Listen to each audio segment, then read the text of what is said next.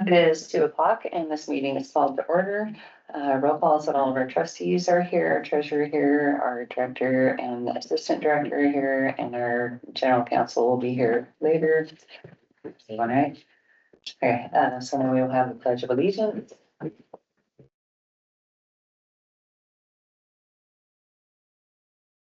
Of the United States of America, and to the republic which stands one nation under God, indivisible, with liberty and justice for all.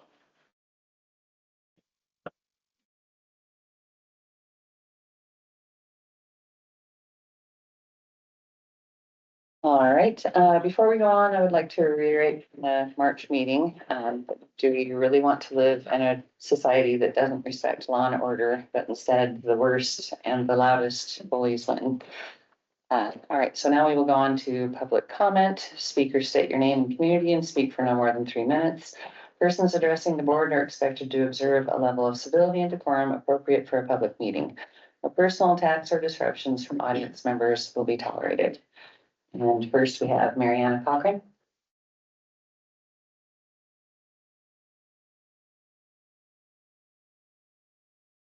Good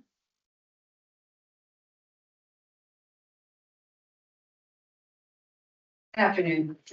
Irony and fallacy are cohorts within most escapades, with fallacy often lurking behind irony. For example, think of the irony of the possum who plays dead in order to not become unalive by a predator. The fallacy is that it's very much alive and has outsmarted its hunter. For another example, isn't it ironic that tiny babies can produce such an abundance of soiled diapers? The fallacy is that what's referred to as that new baby smell is horrendously stinky half of the time. But babies and possums are only doing what nature intended them to do in these regards, so are innocent. However, adult humans aren't innocent when manipulating irony and fallacy. For example, isn't it ironic that the staunchest advocates of inclusiveness and tolerance must blurt, yell, and disrupt at board meetings and town halls when they hear things they don't like or disagree with? In fact, it's a fallacy that they're tolerant at all. The candidate for CLN trustee, Michelle Lippert, is shown here blurting out and disrupting at the February 29th town hall. So much for civility and decorum. One would think that a 24-year trustee who surely insisted on civility at her post-fall school board meetings would hold herself to the same standard. Clearly, that was a facade. Ironically, this is a page from the post-falls school board policy manual, having undergone board reviews in 2007 and again in 2021, both during Michelle Lippert's tenure, which states that the district superintendent was expected to administer in a, quote, harmonious manner. Rules for thee.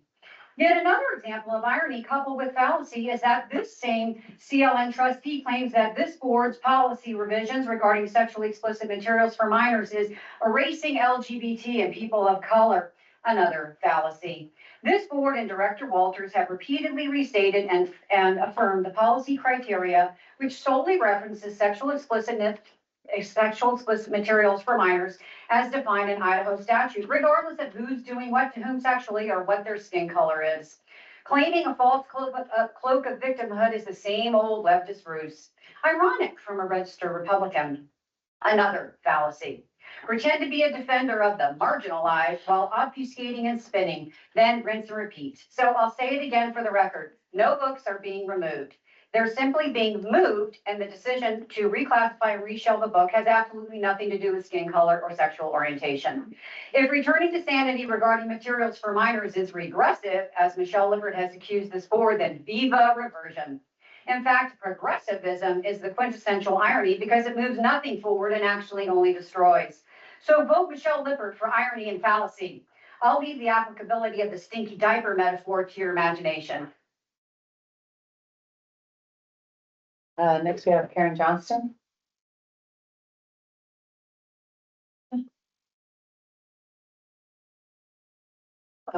Karen Johnston, Post Falls. I would like to state my strong support for Victoria Bauman to fill the trustee position on the Board of Trustees for Post Falls Public Library on the May ballot. Victoria supports the current board's efforts to conform library policies to state law, which prohibits the availability sexually explicit content in the children's section of public libraries. Such material is to be relocated to a section of the library which would require adult oversight. This position is one I support, which has been supported by over 70% of Idaho constituents. Although highly qualified and experienced, Victoria's opponent would not support these current policies and indeed advocates that sexually explicit materials remain available to children, maintaining that children have a right to these materials and that to deny access is a violation of children's rights. This opponent's position does not represent the Idaho voting public. Placed in office representatives who have instituted legislation to protect kids from what amounts to pornography. I believe the emotional and psychological crisis facing our young people today and our failing public education system is the result of too many highly educated and experienced experts who have abandoned common sense, valid science, and values that enable children to grow into knowledgeable, mature adults confident in their own self-worth and capabilities. Adults have a responsibility to protect children from damaging trauma. And yes, exposure to pornography is traumatic for children. So let's keep our public libraries safe for kids. Vote for Victoria Bauman as a trustee for the Post Falls Library. Next we have Teresa Burkett.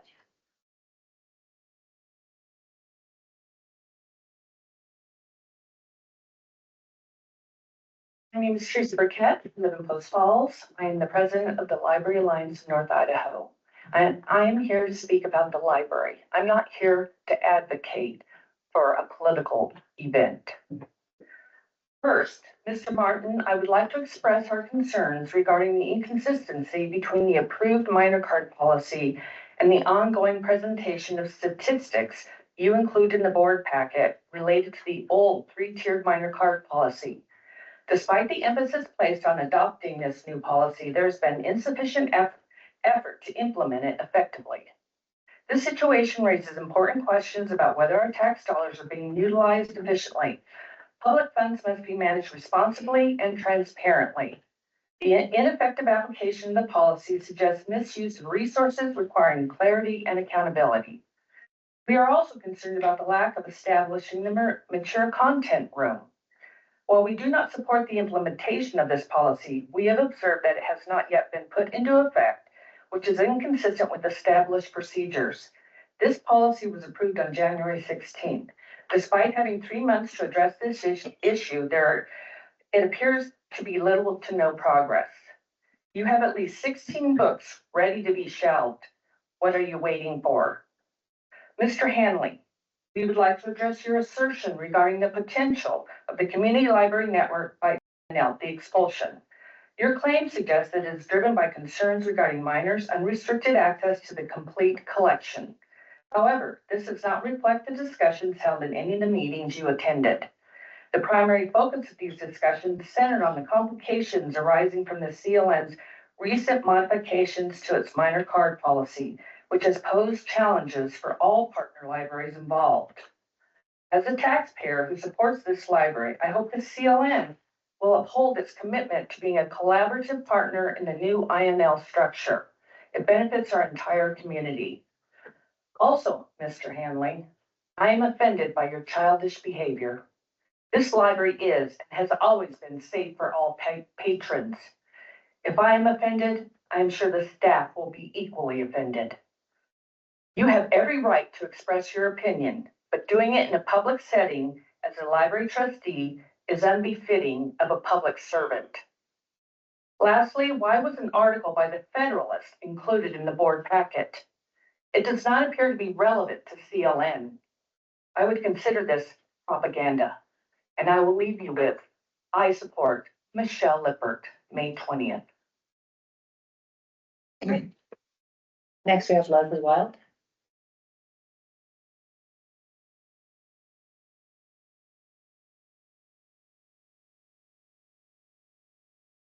Leslie Wild, Hayden, trustees, Director Walters.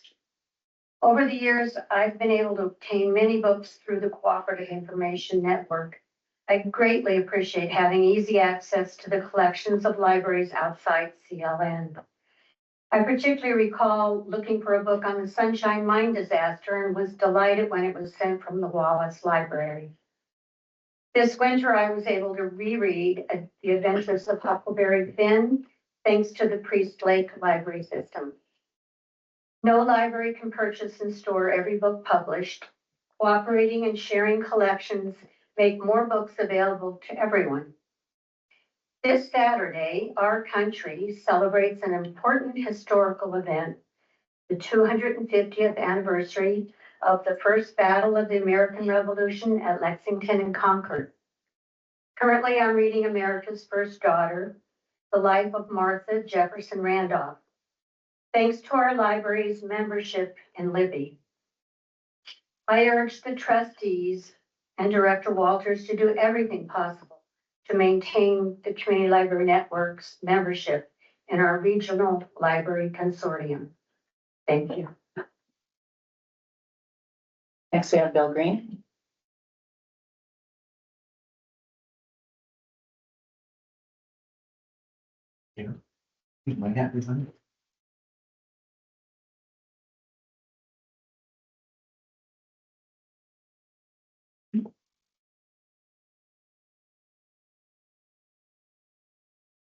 Good afternoon, Board Chair and Board Trustees. Appreciate very much having an opportunity to speak. I also want to thank you for your service. I know that you put in lots and lots of hours for lots and lots of pay. You should triple your salary any day now. So I want to talk a little bit about philosophy, I guess. When I was in college, a long time ago, I think, I had philosophy, and one of my classes in ethics was about a survey of all kinds of ethical theories. And one of them proposed in one of the books an essay called The Indefinability of Good. How that works with ethics, I'm not sure. But the idea was that it's too nebulous to define. So I want to give you guys a compliment and congratulate you on your efforts to believe that there's a hierarchy of values, that you can define good, and you can put the meaning around it and actually apply it to real situations. The other day I was talking to an over-the-road long-haul truck driver. He told me something I never knew before. I says, how do you avoid these jackknife things on icy roads with a 50-foot trailer behind you? So you just have to know how to drive, he said. He says, you never shift down when going down a hill. And I didn't know that either. So he explained to me the whole process, how you can get a 40-foot, how many ton of weight down a really steep hill without any problems by doing it right. And so, well, so there's a right way to do that. And there's probably a way that doesn't work so well. Same way in a lot of things in life and ethics, it's probably better to be honest than to tell lies a lot. It probably works better. It's probably better to be faithful in your friendships and relationships than to break your promises. That probably works better too. And it's probably better to work at getting the right answer in math than just put anything down there at all. The principle is always there. It's always true. It always works. And our job is to figure out what it is and to apply it in a consistent way. So I want to congratulate you there too, because you have, I think,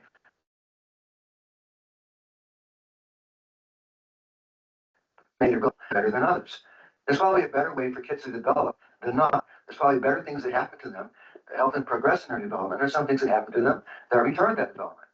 I think I can also say that our Idaho legislature has recognized that principle and has created a law that says some books in their developmental stages probably not profit from seeing, and there are other books that will. And you guys are taking it upon yourselves to try to follow that and define or classify the books that are helpful. Well, there's probably a lot of those, and there are a few that may be harmful. And having the courage to try to sequester those. So, as I said, that these certain kinds of qualities in narrative, in pictures and images and stories, those things. Oh shoot. 3 minutes and 5 seconds. Well, anyway, I had some more to say, but I want to thank you and congratulate you and thank you for your service and over the gold. Okay, thanks for wrapping that up. Pardon? So thank you for wrapping that up. Right, next we have Nancy Harper.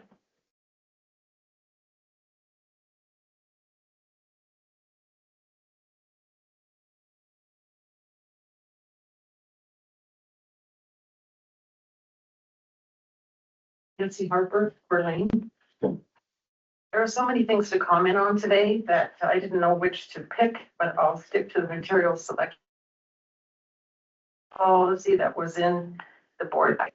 This has absolutely nothing to do with sexual content. I have professional librarians in my life, and not one of them would ever agree to put the word propaganda in a policy document such as this. In many ways, this policy goes beyond what Idaho law requires. This word is not either B710 or Idaho Code 181515. Neither of the, excuse me, there is a phrase that goes around these days that applies to this document that I thought when I read this.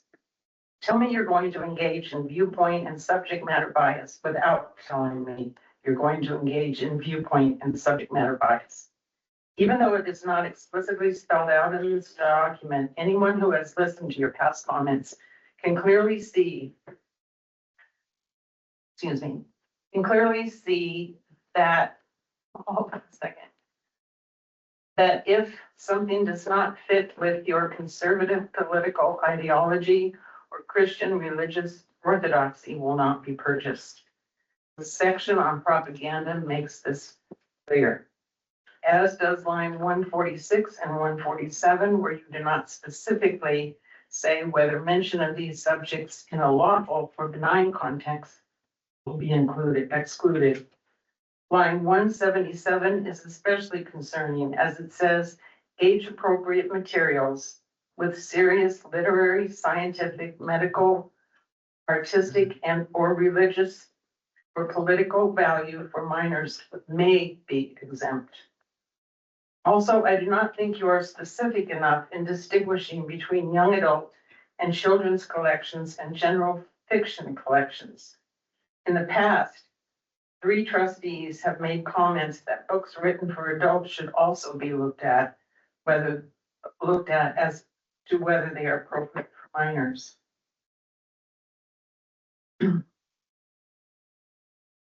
Mr. Plass is concerned that a random minor might wander into the general collection and find a book that is harmful. The chairwoman says she does not want to check out a book only to find out it's disgusting when she gets home. Mr. Hanley calls romance fiction one of the most popular genres to be smut. Does this mean that the standards you are applying to the minor collection will also apply to the general collection? Policy does not state this, and in fact, it refers to the general collection only once from what I can see in line 167. Can I say one more thing? Yeah, go ahead, wrap it up. Just remember that if you move forward in excluding certain subject matter and viewpoint from the CLN, you are engaging in your own propaganda. All right, that concludes our public comments. This is the only portion of our meeting for taking public comments. If for whatever reason you have something to say outside of the now expired public comment time, do not disrupt our work. You are invited to use the Community Library Network website board contact form or sign up to speak at a future CLN meeting. The rest of this meeting is strictly for conducting the business of the library board. Should you choose to disrupt our official government proceedings, you are hereby warned that as per Idaho Code 18-7008, you may be trespassed for up to a year. We do not accept a heckler's veto by bullies. So our next agenda item is number 5, the consent agenda.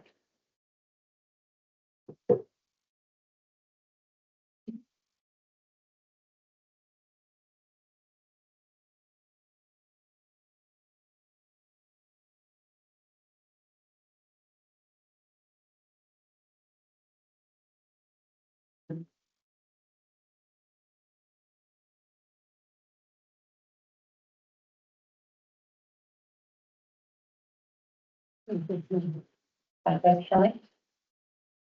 I had no issues with the minutes from the last meeting. I went through those. Because it's Part of the consent agenda includes the CIN. I was curious. Well, first of all, it looks as if we didn't pay our dues yet, or a little behind. We're up to 27.14%. We should be closer to 40. So I guess there's a payment going out at some point here. That was one commentary. And the other one is, I don't understand why there isn't a set of meetings from the CIN. I know they had a meeting. I think we got their minutes from their meeting in January, and we approved those, I think, in March. I think there was a meeting in February. There are no minutes for the CIN. So I know they have a 2-month delay or something between the time they have a meeting, then they come back to their next meeting and approve their minutes from the previous meeting and then get them to us. But I think we're missing one. I'm not sure. So that might be a question with the chair in relation to the director. Okay. I'll go on yesterday, but I think at yesterday's meeting, they approved the meeting before, so they canceled March. Okay. So February's was approved Yesterday. yesterday, so it couldn't have been in the packet, but you get ahead of the COVID. Understood. Thank you.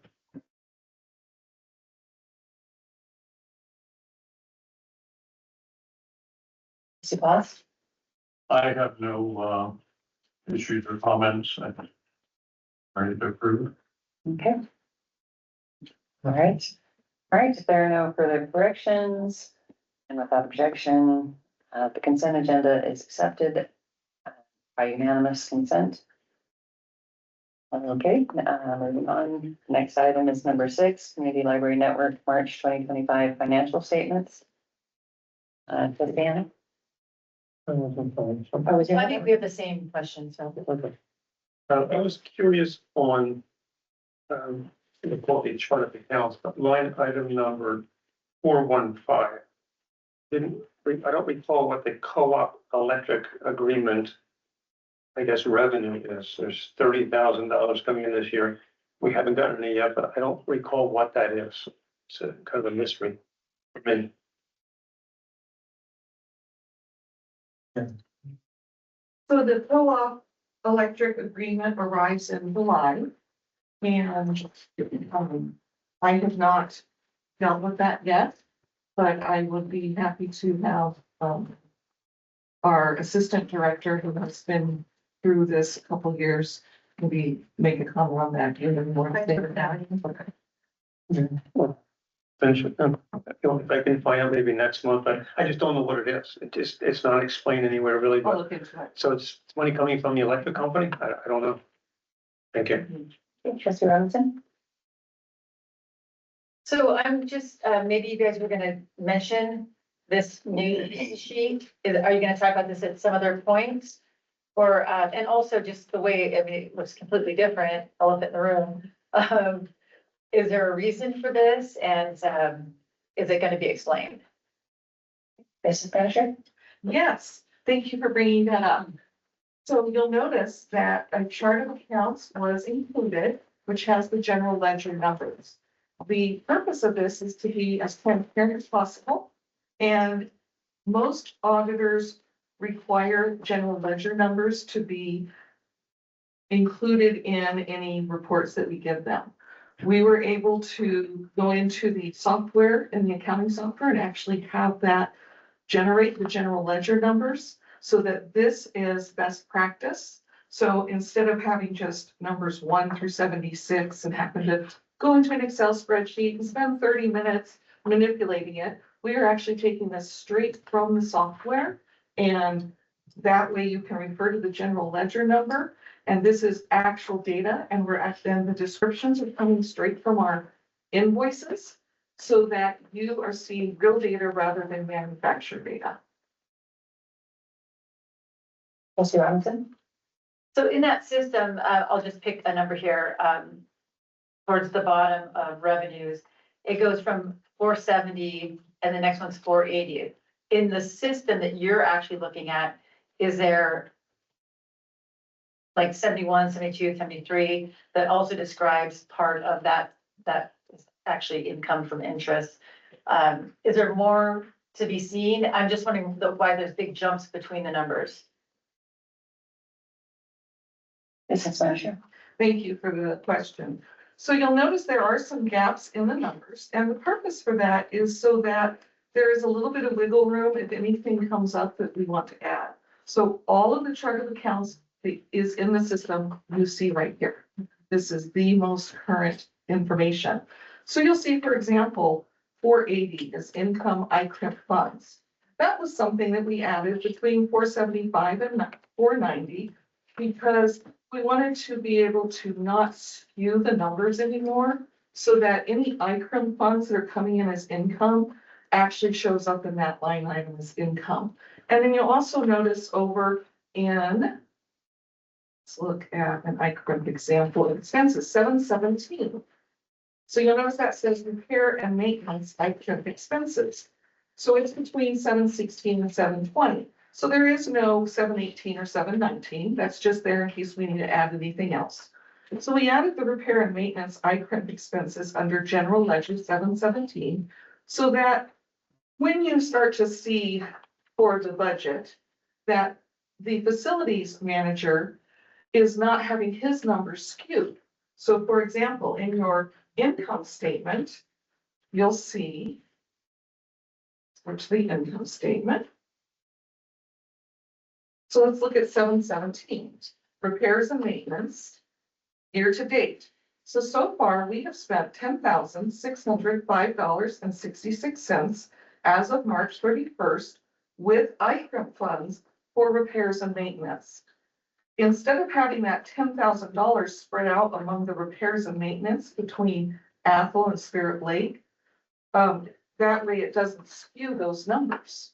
Does that make sense? So it shows that that came from ICRIP instead of what we allowed for a lot of. Exactly. And this was something that the board had requested last year to make sure that you can see the income from ICRIM and the expenses from ICRIM so that we're not affecting the manager's bottom line with what they've been budgeted for the year. So it keeps it separate. Does that help? Yes. Can I, go ahead, Treasurer. If I may, and to further answer your question about the gaps in the numbers. So this is standard practice for bookkeeping, accounting with general ledger and chart of accounts. And so what you're actually seeing is exactly what the business manager said. It's transparent and what it is in their books. Also, you will sometimes see a gap in numbers if an account is now inactivated. Because we don't want to lose the history, even if that account hasn't been used for 2 years, when you inactivate it, that number kind of disappears. So it might show you jump from 513 to 517 and there's nothing in between. It's most likely because it's been inactivated. So I just kind of wanted to bring that to your attention as well.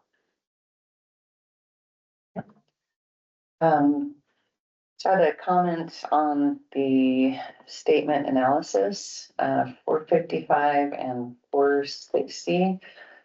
I think that either the figures are transposed or the explanation is transposed. This one says, I think no payment, no income this month, and, or wait, no, that's 455. Anyway, I think that those are transposed.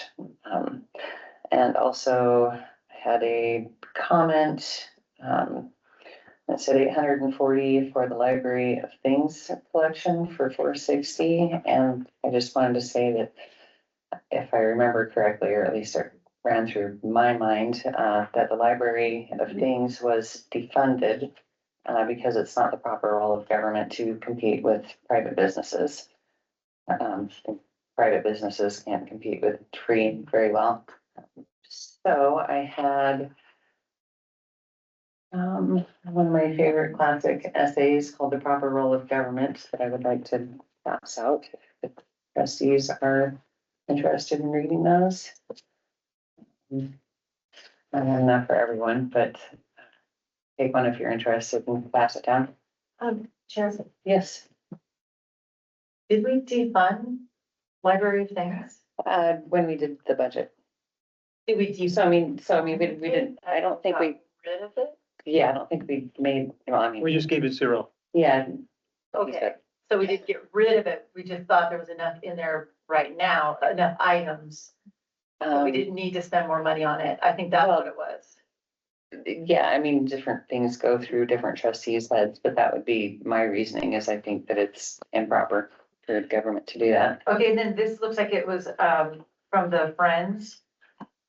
Dylan Friends grant, so it Mhm. wasn't. I mean, I just wanna, I just wanna make sure we're clear on what you said and what numbers are showing and, because it's a little bit cloudy to me, it might be cloudy to the public, what was just said.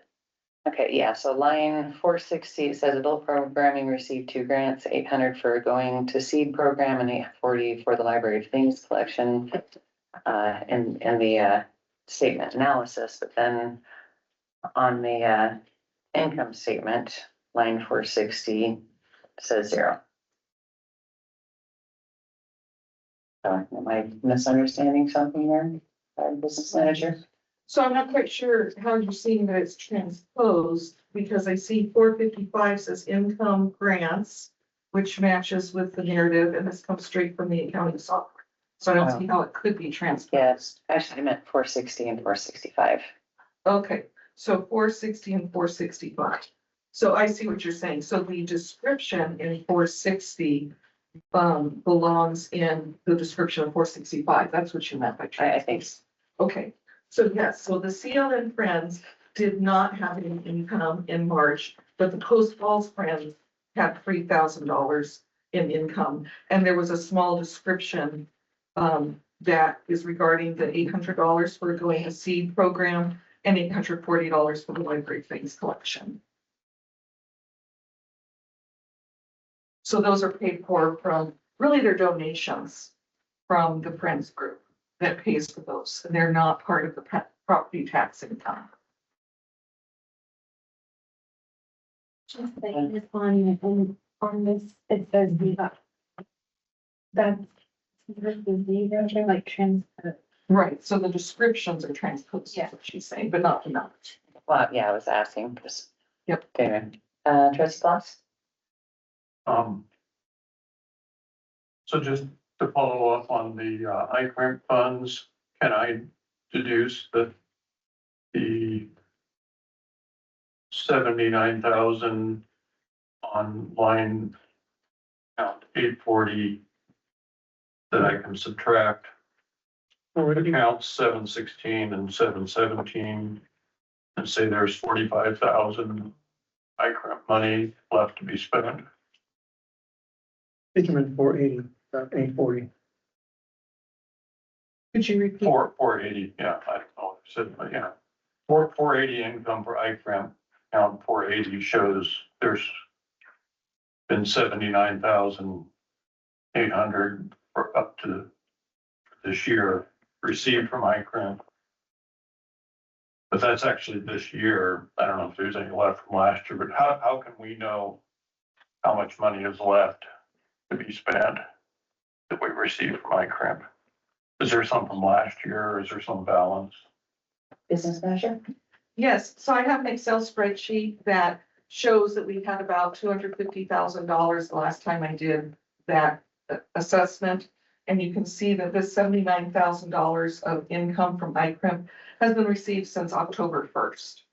So any of the money received from the prior year is part of that prior, it was going into the expense lines and that's why it was skewed. So this is just from October 1st of the money we've received from I-Crimp. But there is about, like I said, there was 250,000, so you subtract 79,000, that's about how much we have left in I-Crimp funds. And that's mainly going to be spent for our collections. Trustee Claus? Well, maybe I would propose there sits on the balance sheet that there be a I-Crimp fund or something that you could show the balance.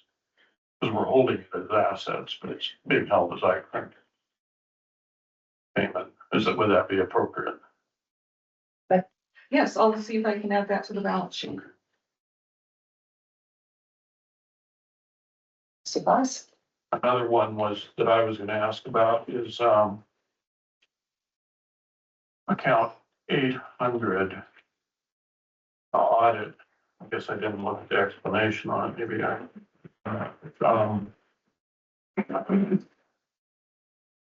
has the audit been done and we just haven't, it's been paid, obviously, but we haven't received any report. When was it paid so early? And you pay for it after it's done. Business manager? So the auditor typically provides their report in May. They have already billed for the audit that they did in January. And so we have paid them for the services that they have already completed for the audit. And now they're just finishing up their report, which we'll receive in May.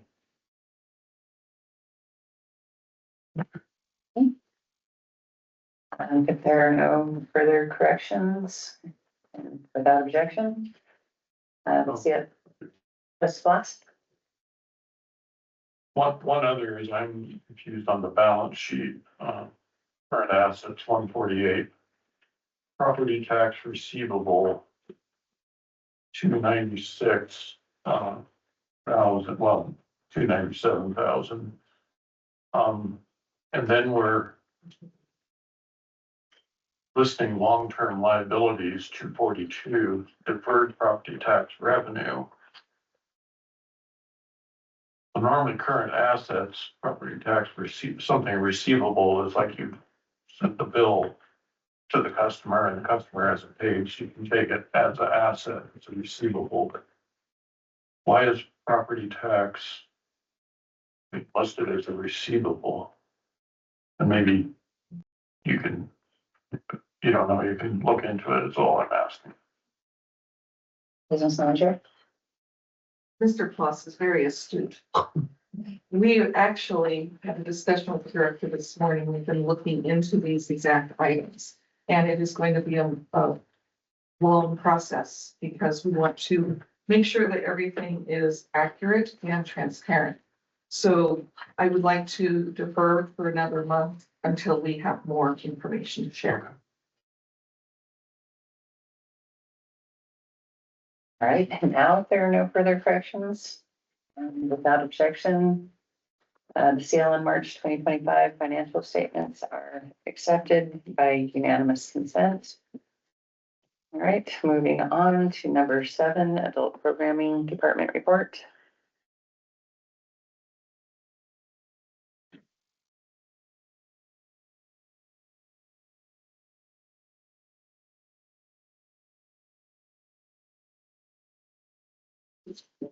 Hi, so I'm Rosie. I'm the adult programming manager for about the last year and a half, almost 2-ish years. I haven't really had an opportunity to talk to you guys before, so excuse any nerves. I'm a little nervous up here, but we'll walk through it. I also don't have a whole lot of history about the adult programming department because I just stepped into it a few years ago. But if you want to flip the slide, this is what I know. The first year of adult programming that we made into the budget was 2009.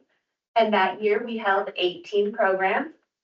Due to popular demand, people kept asking for more and more and more.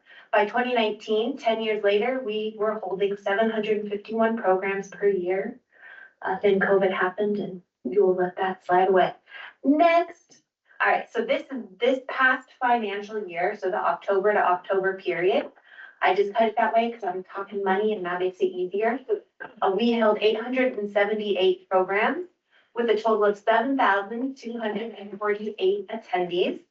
I averaged that into how much we spent over that year, and that equals about $1.49 per person, which is a pretty great return on the investment when you consider all the opportunities we were providing for our members.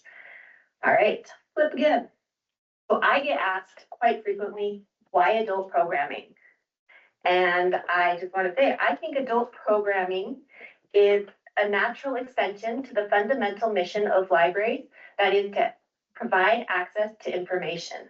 We know in today's world that information comes in a lot of different forms. It's not just in books, it's in the digital screens we're looking at, it's in the experiences we're having, and it's the people we're talking to. So programming is kind of the way that we bridge that gap between those different formats and the people who need to learn or gain this information. Whether it's teaching digital literacy or hosting experience experts for lectures or discussions, or offering hands-on workshops. We are attempting to ensure that our community members are accessing, understanding, and able to use the information in all the different ways they might need. Just to say, information isn't just books, it's our television and computer screens, our phone screens, and the people we're talking to and the experiences we are living. That said, programming isn't just about information and learning. It's also about connection. I know my youth services counterpart talked about that last month a little bit, but programs really are a powerful tool for relationship building.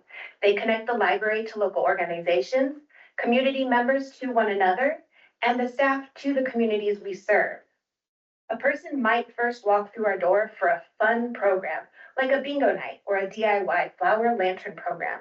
They're not there to check out a book, but that first positive interaction is the first step to building trust. A few weeks later, when they need help applying for a job, or maybe they're diagnosed with diabetes, they come back because they're like, hey, that librarian was really nice and kind of helpful. Maybe they can help again. They're walking through our door a second time. That's one of the goals. Help again. Thank you. So one of the most meaningful ways we're building these relationships is through our partnership. This is a way that we get programs and experts for free, essentially. By collaborating with local organizations and experts, we're able to expand our reach, deepen our impact, and ensure that our programming is reflecting the needs and strengths of our community. This list is just showcasing some of our incredible partners this past year, and I especially would like to call out Equus Idaho and Alzheimer's Association. They do approximately 1 to 2 programs every month for us, so they're amazing partners. They help get people employed, and they help our seniors and our caretakers manage their lives a little better. All right, good. So partnerships like those are just the starting point. It's the actual programs that really are the story. The following slides are just a few samples of the programs. My goal in pointing out some of them is really to show the breadth of programming. We do a lot more than arts and crafts. So here we have Apple Days. When Apple was closed this past summer, we were still able to go to Apple Days, talk to the community, tell them about the digital resources that were still available to them in that space, as well as the temporary library we had set up. Shorts is a recently started book club for busy people. They only read short stories. And then the last picture is our Going to Seed program last year about native plants, where people were able to learn about all our native flowers and wildlife that we could see. Check. So Tech Talk is a class I get a lot of letters from, and they're usually handwritten, so you can tell the tech is still a stretch for people, but they're getting there. Essentially, this class deep dives every month into a database or a resource or a collection or a service that the library has, kind of introducing members to those so that they can use them efficiently and effectively. So it's a really awesome class. I'm really glad we have it. Go in. Here we have a class on probiotics. That was something asked for. We had a lot of members that were reading online all the time, probiotics this, probiotics that. And they were like, what does this mean? Is this good? So we found an expert, brought them in. They kind of clarified, this is what they are. This is what they do. You know, all of that good stuff. Fit and Fall Proof is a class that we hold through the Panhandle Health District. They provide all the equipment as well as training for our staff. Its goal is to maintain the independence of our seniors. Since we have a lot of seniors at our libraries, it's a good fit to have it there. And we hope that we continue seeing them every time. So we're going to keep them walking and fit. The last picture there is a passive program that we held just recently at Athol and Hayden Library, teaching members really kind of a quick bit into recognizing AI images. We had over 3,000 people participate in that. So that was a big, huge activity. We know AI is really of interest right now, right? It's a huge topic. That's just a very little bit of it, right? But it's a way to get the community knowledgeable. And check. So this chart's a little small, I know, so you don't really have to read it a whole lot, but this is kind of saying the same thing, but in a charty form, because I love a good chart. But this is from the first 5 months that I was here. It's the type of programs that we had, kind of by genre. So you can see it's really dominated by the blue section, which is arts and crafts, and the brown section, which is health and fitness. And there's a lot of little sections. That's the writing classes, the digital literacy, financial literacy. We didn't keep that kind of data before I was here, so it's just those first few months. If you want to do it again, this is where we're at now. This is something my team has worked really hard on this past year to really bring more topics and more balance to the collection of programs in the same way we try to bring balance to our collection of books. That there's a little something for everybody. Everyone's coming through our doors. We're trying to get their attention to see our displays, our resources, and this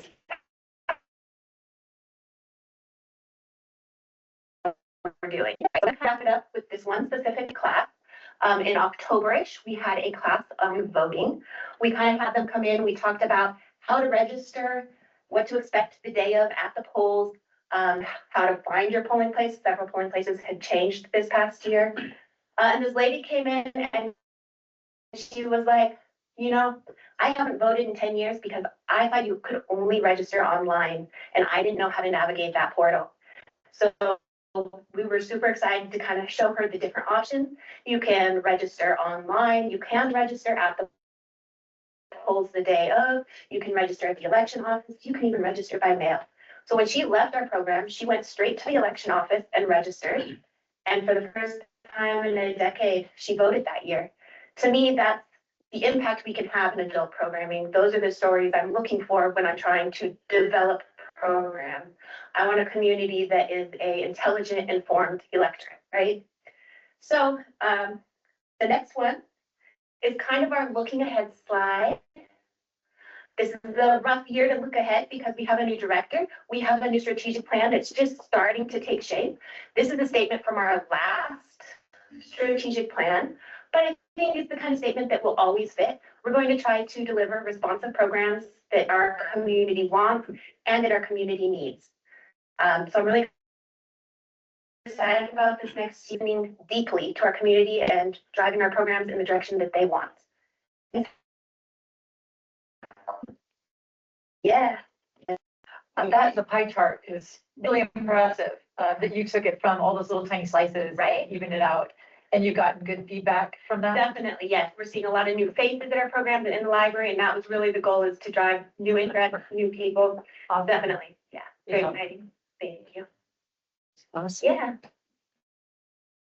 So this, I just want to clarify, this is all 7 libraries. This is that all you seven got. libraries, yes. There's something going on in all, Yes. not just the main. Yes. So we, the board, I don't remember the numbers, but we reduced the budget this year. Yes. Or some last year too. We didn't cut it out, but are you finding just more creative ways to do things with less money? Like I said, the partnerships are a huge part, really reaching out to expert community members. That really helps us save on paying presenters and just really getting creative with our resources. Definitely. Yeah. Did you say, is there gonna be a repeat of the Spot the AI class? Not planned, but I'm hoping so because it was really popular. It was really good one. Yeah. Yeah, that's good. All right. All Thank right, you. well, thanks.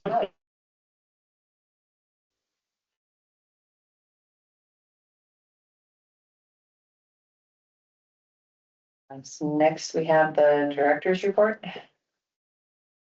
All right, the brochure or the pamphlet that it's titled the Director's Report. Just want to thank my communications department for producing that each month, and it is relatively self-explanatory. Sometimes I try and extrapolate on a few things. So this time I have a couple other items just to speak to you briefly.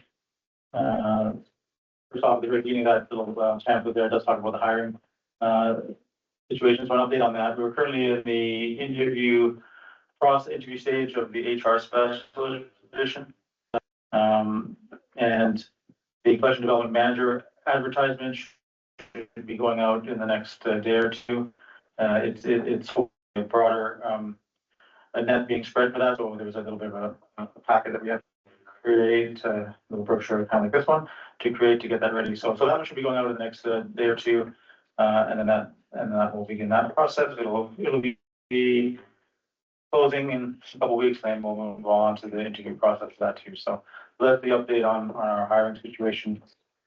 The strategic plan is also moving forward. The draft is completed as far as the questions are concerned. The next stage right now is moving it into SurveyMonkey and then looking at some of the controls involved in that. So IP address controlling and how best to have multiple submissions. Obviously, on the one hand, we want every family member in a given home to be able to answer the survey individually, but sometimes through these platforms, once you've submitted it, that computer won't let you submit it again. So we just have to work out some of those parameters of how, and also we'll have kiosks in each branch.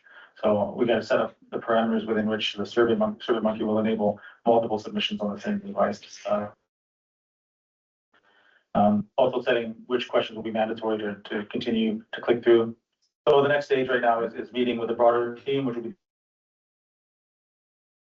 the administration, so Lindsay and also the communications department again. So we're moving on, and we're hoping to launch it in the next, hopefully in the next week or so. And that'll begin. So once that gets launched into the public, that's one of the main instruments that just is meant to be sent jumping broadly. And then we start focusing on the community-based instruments, which will be the focus groups and the stakeholder conversations. And those will be handled at the branch level. So the assistant director will have the lectures and how best to create the focus group instruments in those settings. But everything is built off of the survey questions and how to translate those into a focus group setting. And again, this, as I mentioned before, this data gathering phase goes from now and probably to Labor Day,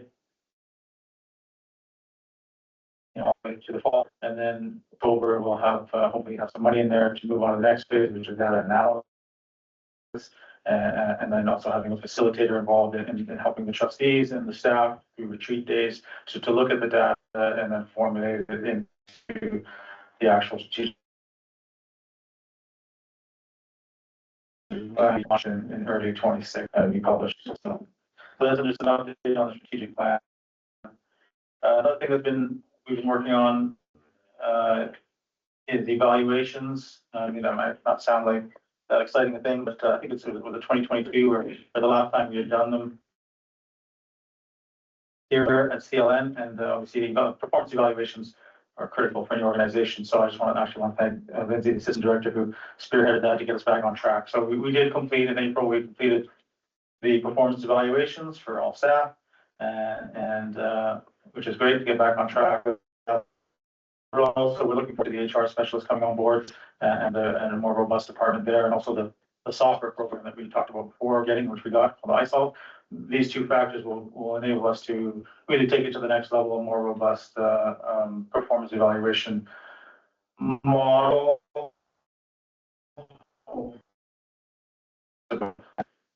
Taking it off of this, but actually creating goals and moving the organization forward through proactive, performance evaluations and goal setting. So that's what we've been doing as well. The CIN, I'll give a little update on CIN. Obviously, the meeting was yesterday. I thought it was a pretty good meeting. The only thing that happened by vote, or they did vote. A vote was carried to not auto renew the current contract. So in 1984, the JPA was established on a 3-year auto renew, and so the current one is May of 23. So it auto renews in May of 26.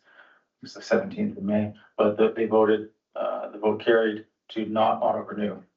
That of course has to do with the fact that they're working on another JPA and all that. So that was kind of the most significant action taken.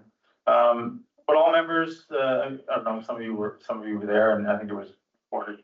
But all members seem to acknowledge that the JPA under consideration was a boilerplate document. Even the attorney, acknowledged that it was boilerplate and not really ready to be voted on. But so the date of July 11th was set as the date for all members to pass along to the attorney edits and proposals and comments about the JPA, so that it can get from boilerplate to something a little bit more substantive to work with. I think everyone agreed that There's still lots of work to be done, especially with the various layers of what the JPA would mean in relation to courier and cost share and all that. So the July 11th date is for us to submit things to the attorney. Then his turnaround time, he said, was relatively quick. But we'd be looking at probably not a vote in the July meeting because we would just be getting it more discussion. But certainly, I think the objective was to look at the JPA and potentially have that voted on by the time the fiscal year changes over. So line it up more with August, September meetings, and then October being the new fiscal year. So that's kind of where that's at right now. So TLN, when I got here, obviously, as you know, pretty transparent. There's a lot of internal workings that I needed to look at and address, create more efficiency and stuff. And so one of them obviously was the financial department. And in the midst of that, we had suggested that we didn't want to be the fiscal agent anymore. And so CIN was working on that. But at this meeting, given the situation, we agreed to stay on as the fiscal agent, certainly for the remainder of the current JPA, so that May 26th renewal point. And again, it wasn't a commitment to say forever because we don't know what the JPA will look like, but the CLN will remain the fiscal agent for the remainder of the current JPA.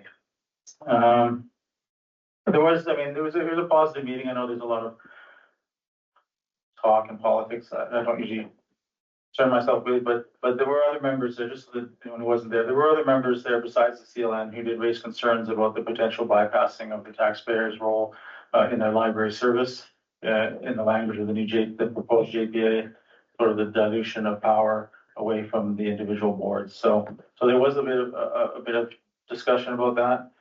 There was also some discussion about what compliance means in the proposed JPA's bylaws. And I think the question was kind of posed, it wasn't posed by CLN, but the question was posed more directed at the proposed JPA.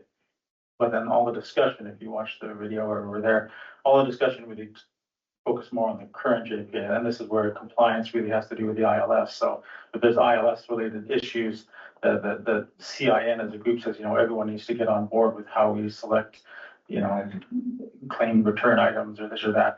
And so that ended up being the focus of the conversation. So there's a little bit of a disparity between the current JPA and what it means and how we work with it and what the proposed one was. So there's a bit of discussion about that, but it didn't amount to any decisions or anything. Anyway, I think there was a consensus that there remains significant work to be done. I think everyone in the room wanted to make sure, given the history of CIN and some of the mystery about its status and how it was set up, I think everyone wants to make sure that if we're going to do this, we do it right. So the JPA for INLC needs to be done properly, legally, and I think that's kind of where we all left it. So and I have one more thing to report, but we can go back to CIN questions. Last part of my report is just a review about the materials that are being reviewed under the Children's School Library Protection Act. So there's obviously, I guess, some misinformation or misconception. I'm not sure where these things come from, but just so everyone, I'm reporting to the board because I know you hear these things as well. So just in case there's some confusion, there aren't 200 titles in my office. There are actually currently right now 125 titles in my office. I'm not sure where the other misconception comes from. These items aren't locked away and they're not inaccessible. I clearly and openly discussed this from the outset of this review. The process, including due dates and how items would appear in the ILS, was discussed.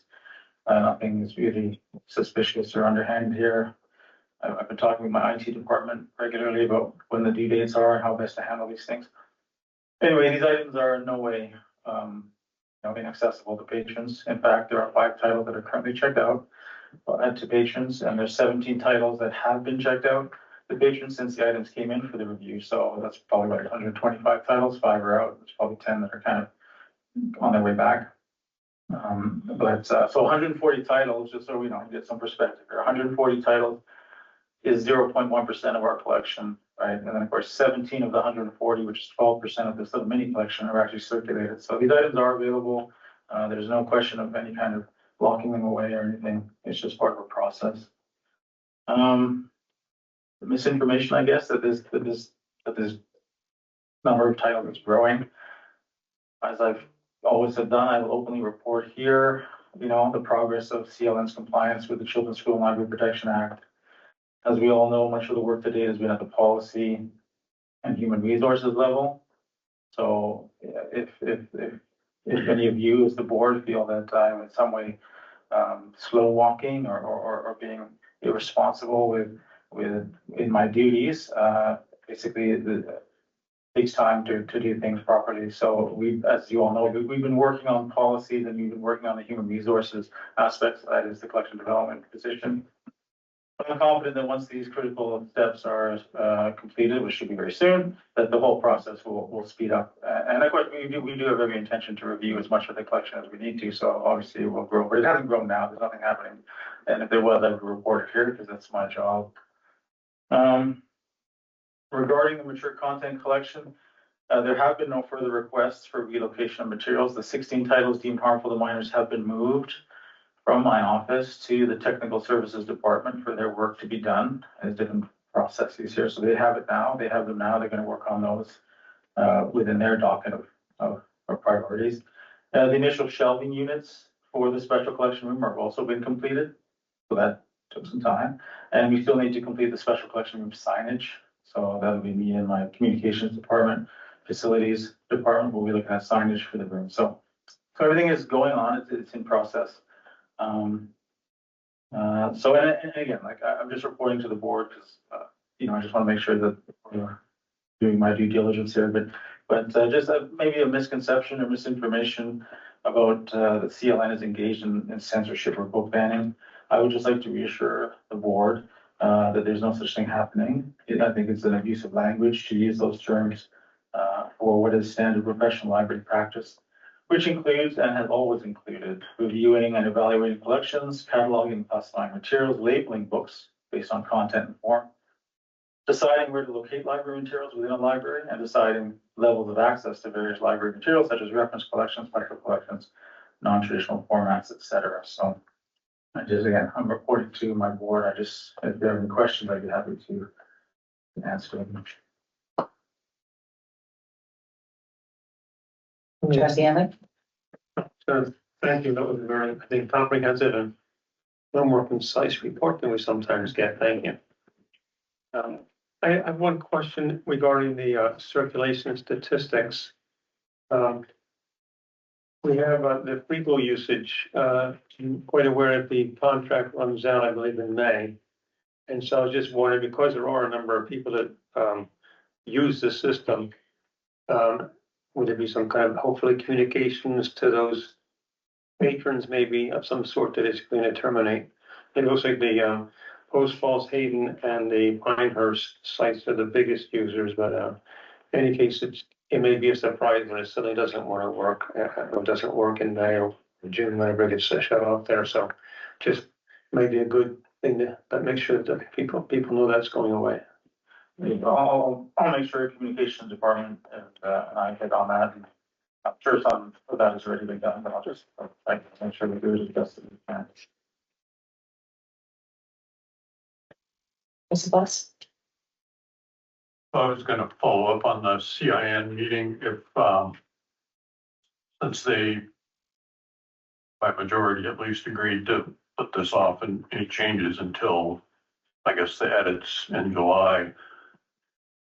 Are there, the pressure's off, obviously, but are there things that we've learned from this above in the last month or so that we can work on finding, or we can work on changing in our policies, or are there things to be done that could make this go smoother this summer? Or do you even? Well, yeah, I mean, based on the meeting, like there were two different kind of things. Like there's stuff in the current JPA which we could be addressing or we could be looking at, because the current JPA is a little bit insufficient. I mean, it's fine in its purpose and its structure, but it's old. And so it's all about the ILS, but 40 years later, there's a lot of stuff about e-resources that's not in there. The courier isn't is mentioned in there to some degree, but so it's a little bit old. It's outdated to accommodate what it is that we do now. But the proposed JPA is a complete departure. So there was some conversation at the meeting about what we do in the meantime to make the current JPA a little bit more robust, to serve its purposes, right? So I think the vote to not renew had more to do with the desire to move on with a different JPA, but recognizing that it wasn't ready at this time. So, I think we're actually like my IT department is still working on the whole idea of the cards and what the impact will be. Everyone keeps talking about how much of an impact and drastic. I'm not really sure where that comes from because there was more work done, and I think my IT person even said this at a meeting. There was more work done under the older change, which was the 3-tiered system that he had to deal with, and that to make the necessary adjustments to the more recent policy wasn't as much work as it had been to do the other one, and all the work that he did in that other one could be built upon. So I'm really not sure, I can't really give an update on where we're at with that necessarily, but we are currently working on that. And we're always open to looking at other ways to make this work. I think there's a little bit of I'm not really sidetracked, but the problems with the proposed JPA are way more fundamental to governance structure and how close it resembles a regional library district in the code. So that's a huge discussion, and the attorney acknowledged that, and he's learned that, and he needs to look at that. That's fine. The more practical side is how do we make this ILS work with autonomous libraries that are, choosing to make their own policy. So the new JPA or the proposed JPA is trying to get involved in this idea of governance, and it's very. I think there's a lot of work still for the lawyers to do, right? Because it resembles way too closely the Idaho code as it relates to regional library districts, right? The language and everything. If we were to stay with the current JPA as it is, but make it more relevant, then we get more focused on this real meat of the situation, which is, okay, how do you make an ILS work well when CLN would like to govern itself this way, but Liberty Lake would like to govern itself that way, and yet we all share materials. How do we make this ILS work for us? So that's all fine, and we're doing that. Like CLN is certainly doing that, and we're trying to make sure that we can get the best situation for our patrons without causing impact to other patrons, other CIN patrons, and we're working on that behind the scenes. If this other issue wasn't on the table, it wouldn't take up our time to work on it. We would just focus on the one thing. But it's kind of we're dealing with two different things at the same time. So, but yeah, we are working definitely on implementing. It's hard because I know every time I give this report, it says at the bottom about the new card policy hasn't taken effect yet. And again, like I said, if we didn't have to spend the time to deal with the proposed JPA, which has many significant issues with it that aren't related to ILS, right? And we could just focus on this thing, then that's different. But my IT, as far as I'm concerned, my IT department, they are focusing on this, just trying to make sure that we can get the best possible scenario. Thank you. Right.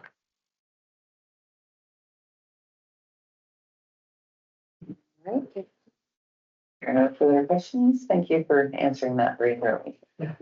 Okay, so next we have programming specialist job descriptions discussion. Trustee Hannah? I'll open with a question essentially. This is called let's see if I got the right one. Hold on 1 second, I'm sorry. Should be programming specialist job. Yeah, is this a new position or is this replacing? I pulled out of my files one that's dated from 2022. I thought programming coordinator. So are we simply changing, even though it doesn't say that, but are we changing terms here or are we adding a new job to the library? I don't understand. No explanation. Yeah, sorry. So, yeah. Okay, so when I first got here, obviously I was looking at different things. We all know this. I looked at collection development and tech department, wanted to split those up, make it more efficient. Other bit finances, and got an HR person coming, got a bookkeeper. Okay, so all that. So this was also going on behind the scenes, and I know I bring it to you sort of towards the end game for me. But and this is kind of why I tied it in with today's presentation. Last week we had the youth program coordinator or manager. And then today we had the adult. So the short answer is no. The adult programming specialist is a new position. It's not the coordinator. So Marie that just spoke to us, she is the adult program manager. And last week, Karen, who spoke to us, is the youth program manager. And the structure that I'm trying to establish here at the CLN is to have those managers have their own team of specialists who do the programming. And so what you're looking at is one job description which did exist, and that's the one with all the green and red marking, right? It was the youth services specialist. And then the adult programming specialist is a new position because it didn't exist here before. So just a real brief sort of recap on that. So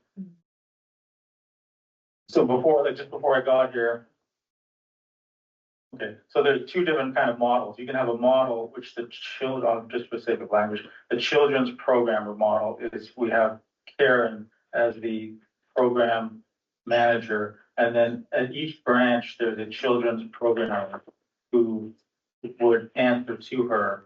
Like that would be the chain of command on the organizational chart. And that was the model that existed for youth programming.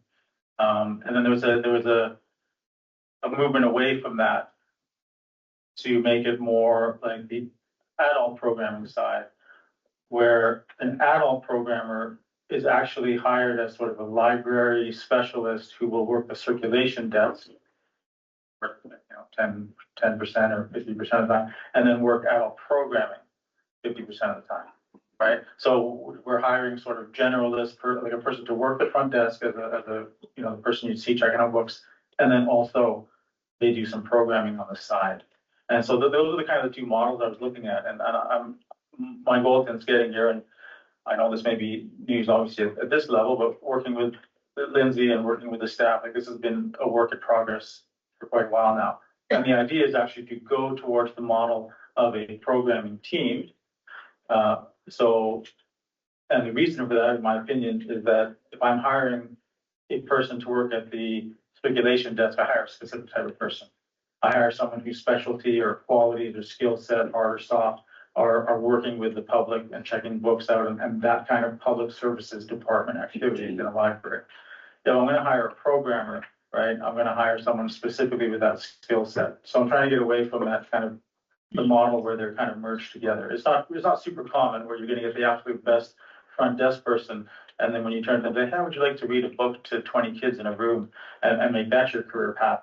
Usually those things don't always go together, right? So sometimes it does, but in this case, the model here is to create two separate teams. One is the public services department in the local branch, local library, and then the other is the programming department. So the youth services programming specialist job is a editing, retweaking of the older youth services specialist job.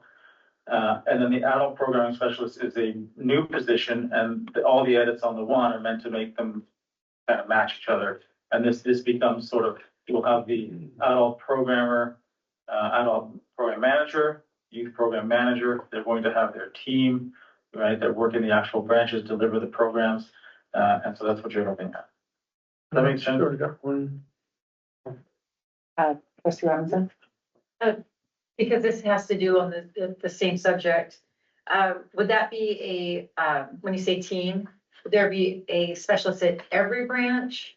Or how many of the branches are you envisioning? And then is that a full-time position for each specialist? Yeah, so that again, that's another layer to this, which, so there's a difference between, obviously, the difference between children's and adult programming. So children's programming, you have to think of it as a kind of more like the teacher kind of skill set where they're actually going to be delivering the program themselves.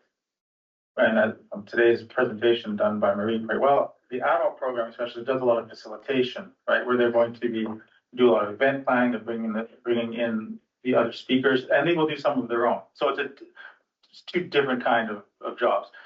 So to answer the question then, yeah, at each branch, there's going to be a youth services librarian dedicated, just because it's usually the bread and butter of a library. There's a lot more of it. With adult programming, I've left it with Marie, and I, of course, talk about it as well, but to decide, which branches need a full-time adult programmer.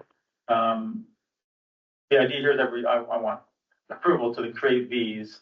And then the next step is to, which we've already worked on, but yeah, so this step would be to, this is gonna be internal. So people who already hold these positions, they're basically getting the choice to either compete for, if they did 30% adult programming and they did 70% cert, but they really want to do adult programming, that's the stream of their career, that's what they want to do, then they're gonna compete for this position. If they don't want that, then they're gonna flip to complete adult, to the public services department. So there's no issues of, there's no loss of jobs or time or anything. It's more just a question of an internal restructuring where we're gonna put the priority to focus on getting the best programs out of the best personnel, right? So, but I mean, without saying anything absolutely official, there could be branches like the Apple and Spirit Lake who might share an adult programmer who goes between the two, because the number of hours of adult programming at those branches might only be 19 hours a week, right? Based on Marie's assessment. So I'm working with Marie on getting that fleshed out, officially, is what does each library branch currently do for adult programming? How much time is needed for that versus what would be projected with the kind of growth that we're looking for? And so, yeah, sorry, long answer, but yeah, some branches might be sharing a single programmer, but obviously Hayden, Postfall, the bigger branch, they're gonna have a full-time adult programmer, full-time youth programmer. Thank you. Maybe you have a general question or? Well, it's more, and maybe you want to put it off for the director. What I'm missing is maybe a org chart.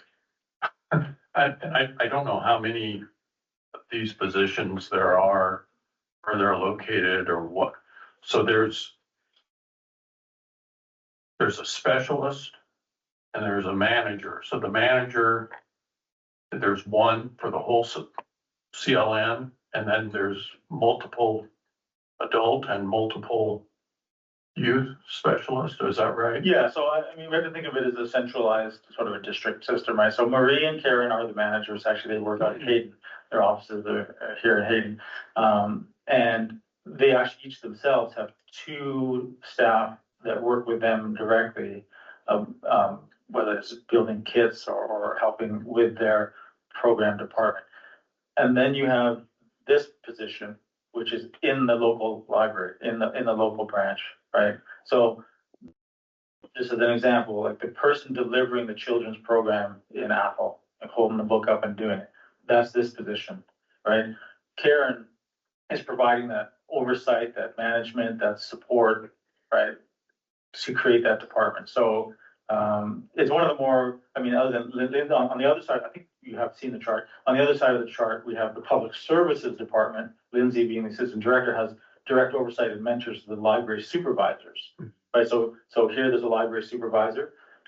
And there's one, and if this was an independent library by itself, that would be more like the library manager, would be the director. If Hayden was by itself, the libraries, and they would handle everything. They'd handle budgets, they'd handle all stuff. But with that being a district, I have a budget department, I have, a public services department, I have a tech department, I have all these various departments.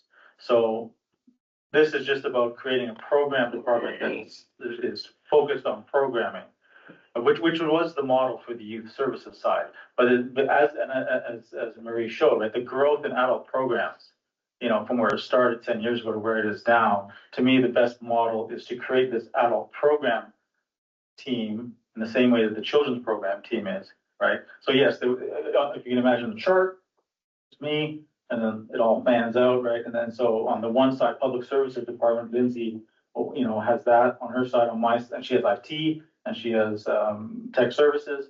And on my side, I've got programming, collection development, I've got facilities, right? And sometimes I have finances, but that's part of the admin team. So the chart spreads out that way. So the idea is that the program department will be its own department with these staff working under Karen and Marie, right? In order to get the best out of programming, right? So that we have those people delivering the programs who want that as their career path and not just dipping into it as a side thing with certain services or whatever. So that's the intention here. And again, I know maybe it's a bit, I don't know how else to deliver these things to you without a preamble, but basically one of these is a revision and the other one's a new one. And most of the edits and the revision are just to bring them together in a consistent format. But that's what these two are. Still mixed up. I had a general question, so I know that I aired last month on a policy, but so these are job descriptions that they do not need to go to legal review, or they do? I don't think they would typically. Need to Okay. go. Trustee Hanley? I'm still a little confused on one thing. I pulled out of my files again. There's an adult programming coordinator. That position exists right now, to my knowledge. And then this is an adult programming specialist. I don't know the difference between a programming specialist and a programming coordinator. I can bring it over if you need to see it. Sure. I understand the manager person. I don't understand the difference between a specialist and a coordinator now. The coordinator is the manager. Okay. Oh, We just haven't updated those job that helps. descriptions. Yes. Okay. Done. All right, so then we should actually get started with the job descriptions. We'll start with the youth programming specialist. Does anyone have anything on page 1? No, Anyone have anything on page 2? no, Okay, does anyone have anything on page 3? no. Okay, I actually do. Anyone else? It's too easy. All right, on line 90, the end of that says to schedule changes when needed. And then on line 98, it says adapt to schedule changes. Is that a repeat? It sounds like it to me. What was your second number? It's 90 and 98.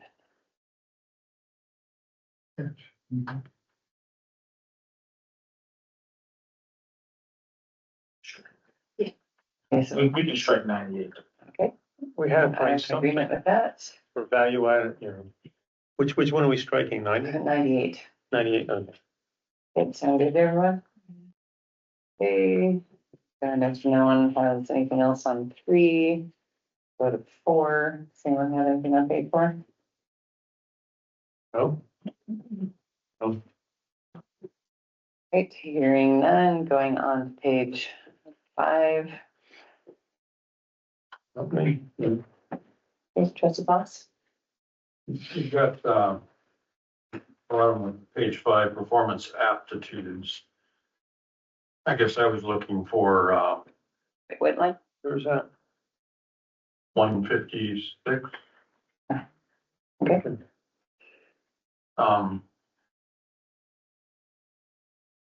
Well, when you do performance evaluation, is there some things that you're gonna grade them on that you wanna tell them about? Is that what this is supposed to be?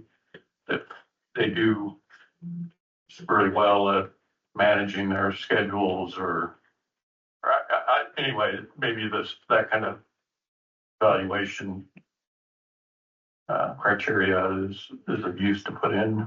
Yeah, we have them it's a document where we refer to them as competencies. So we have a whole set of documents for the evaluation process. Okay. For each department, and so we have program competencies, which isn't, yeah, it's not the same as that. This is more on the job description side that might go along with a posting. Like the essential. Yeah, this is. We would use like accommodate employees under the ADA, et cetera. And so we're telling them with or without a reasonable accommodation, these are the essential job requirements that you must be able to perform. So it doesn't have necessarily anything to do like a performance evaluation. It could overlap with it, but it serves a different function. I have something on page 5. So all the red that's marked out, I'm guessing that the headings for those should be marked out too. Line 141 and line 147.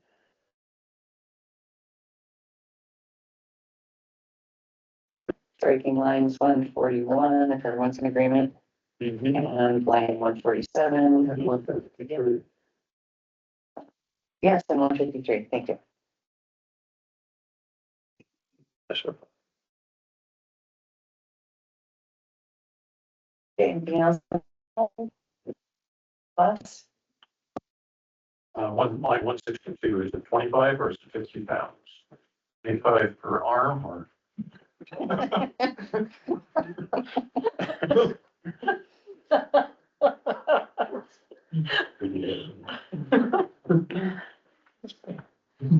I think we're just giving a range there to accommodate possibilities. I mean, you could say up to 50 pounds if that bothers you. Yeah, I think we should have a max on an interview.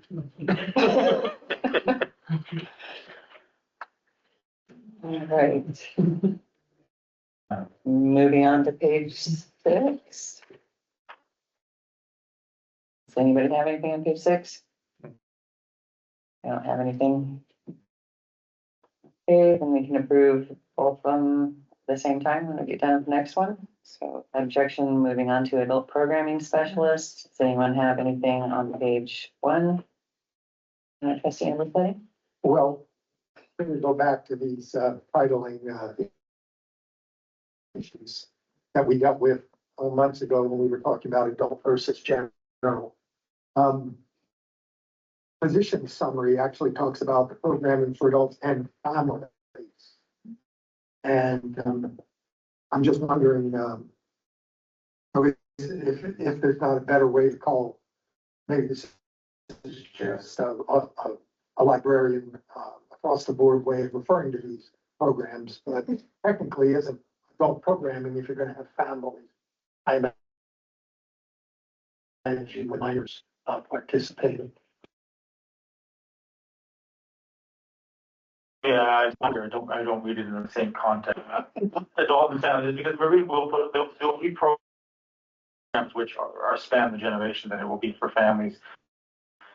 Even though in the, so the youth program department and the program part, this is just to indicate that this, well, they'll be more likely the adult programmer engaging in family programs where the adults are the parents are bringing their children to the children's program, right? So they're there. But when we're talking about this, a program which you could just target towards adults, or a program which the whole family could come to, but it's being done by the adult programming department as opposed to the children's program department. So I don't read the word adult in this way at all in the context of this. Yeah, and where it might have made sense to change it from adult to general in the other conversation, which I don't think there's anything else you could do here that would make sense. Yeah. Okay, I'm good with it as is. Yeah, and I, All right, Trustee Robinson. I don't know if it was during the questionnaires a couple of years ago, but I know that that was asked for more programs that spanned the generations and that were more family type. So I'm totally fine with that. Okay, there's no objection, Trustee Boss. Is there anything, I didn't actually see it, a limitation such as the person doing this work must comply with our material selection policy? It's in the use form. It wasn't there. The youth one has it in. So in the job description, we would be putting kind of boundaries on what they can do. Where are they told what the boundaries are? That's gonna come up in the personnel manual as well. Like, I mean, we'd have to go back and see whether we actually specified in any of the job descriptions the need to comply with institutional policy, but to me, it's already in the personnel manual, you know, that if you work here, then that's part of the job, so. It's in the programming I think policy, program. the future, yeah, the programming policy has it.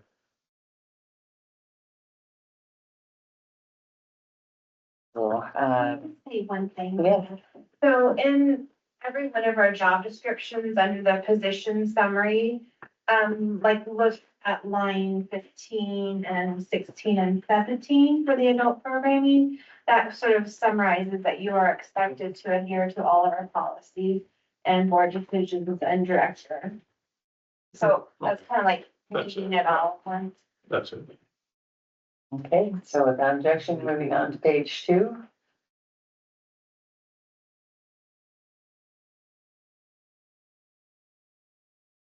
Anything there?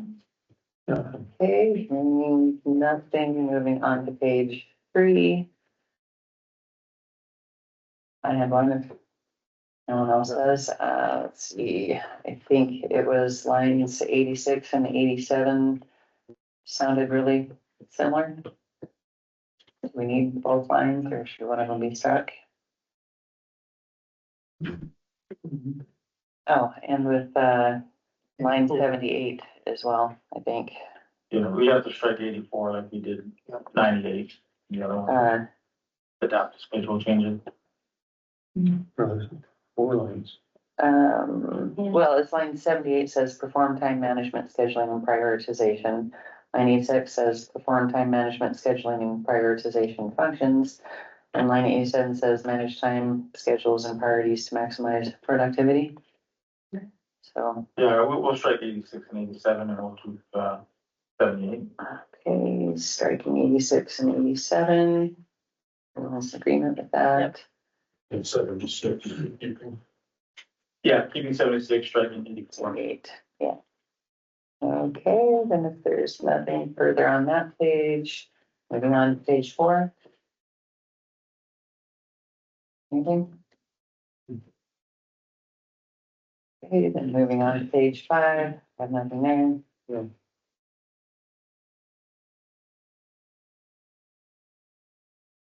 Okay, so if there are no further edits or questions, without objection, trustee Amberseti? I'm sorry, I do have one last question, just for clarification, for what you said, and I want to make sure I digested this correctly. These positions are not new additional positions, they are alignment of current positions, is that correct? I mean, yes, in the sense that personnel wise, they're realignments. The adult programming, the text is that's a new document. It didn't exist. But you're not hiring. Oh, well, yeah, they're not new positions in the sense that we're going to be posting there's going to be an internal process where staff who are ready to do some of this can decide, right, and compete for the openings that are realigning the structure of that department. Okay, trustee Hammond? I just had another comment. We, at one point, were given once a list of job descriptions. It was dated from April, actually, of last year, 2024. Can this be updated? If it has relevancy at all, but it's got the dates when these things were reviewed. And it's got a list, and we're changing titles. So if there's a need to have a list or summary of all job descriptions, it's technically obsolete with these new ones. I'll provide an updated. Okay, so if there's no further discussion, without objection, programming specialist job descriptions are both approved as amended by unanimous consent. Okay, moving on, everyone's favorite. Yes. We're going on break for 10 minutes, so back at 3:43.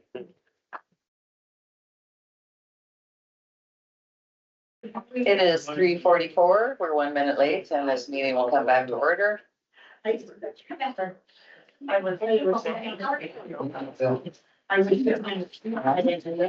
right, so, oh, yes, gavel. This is so much fun. Everyone should have one. All right, so we will be going to item number 11, trustee training with our legal counsel, Colton Boyles. Good afternoon, trustees. This is the April 17th trustee training. I titled it Basics of Legislative Research. We're just off a fairly active legislative session. Quite a few bills were passed and not passed.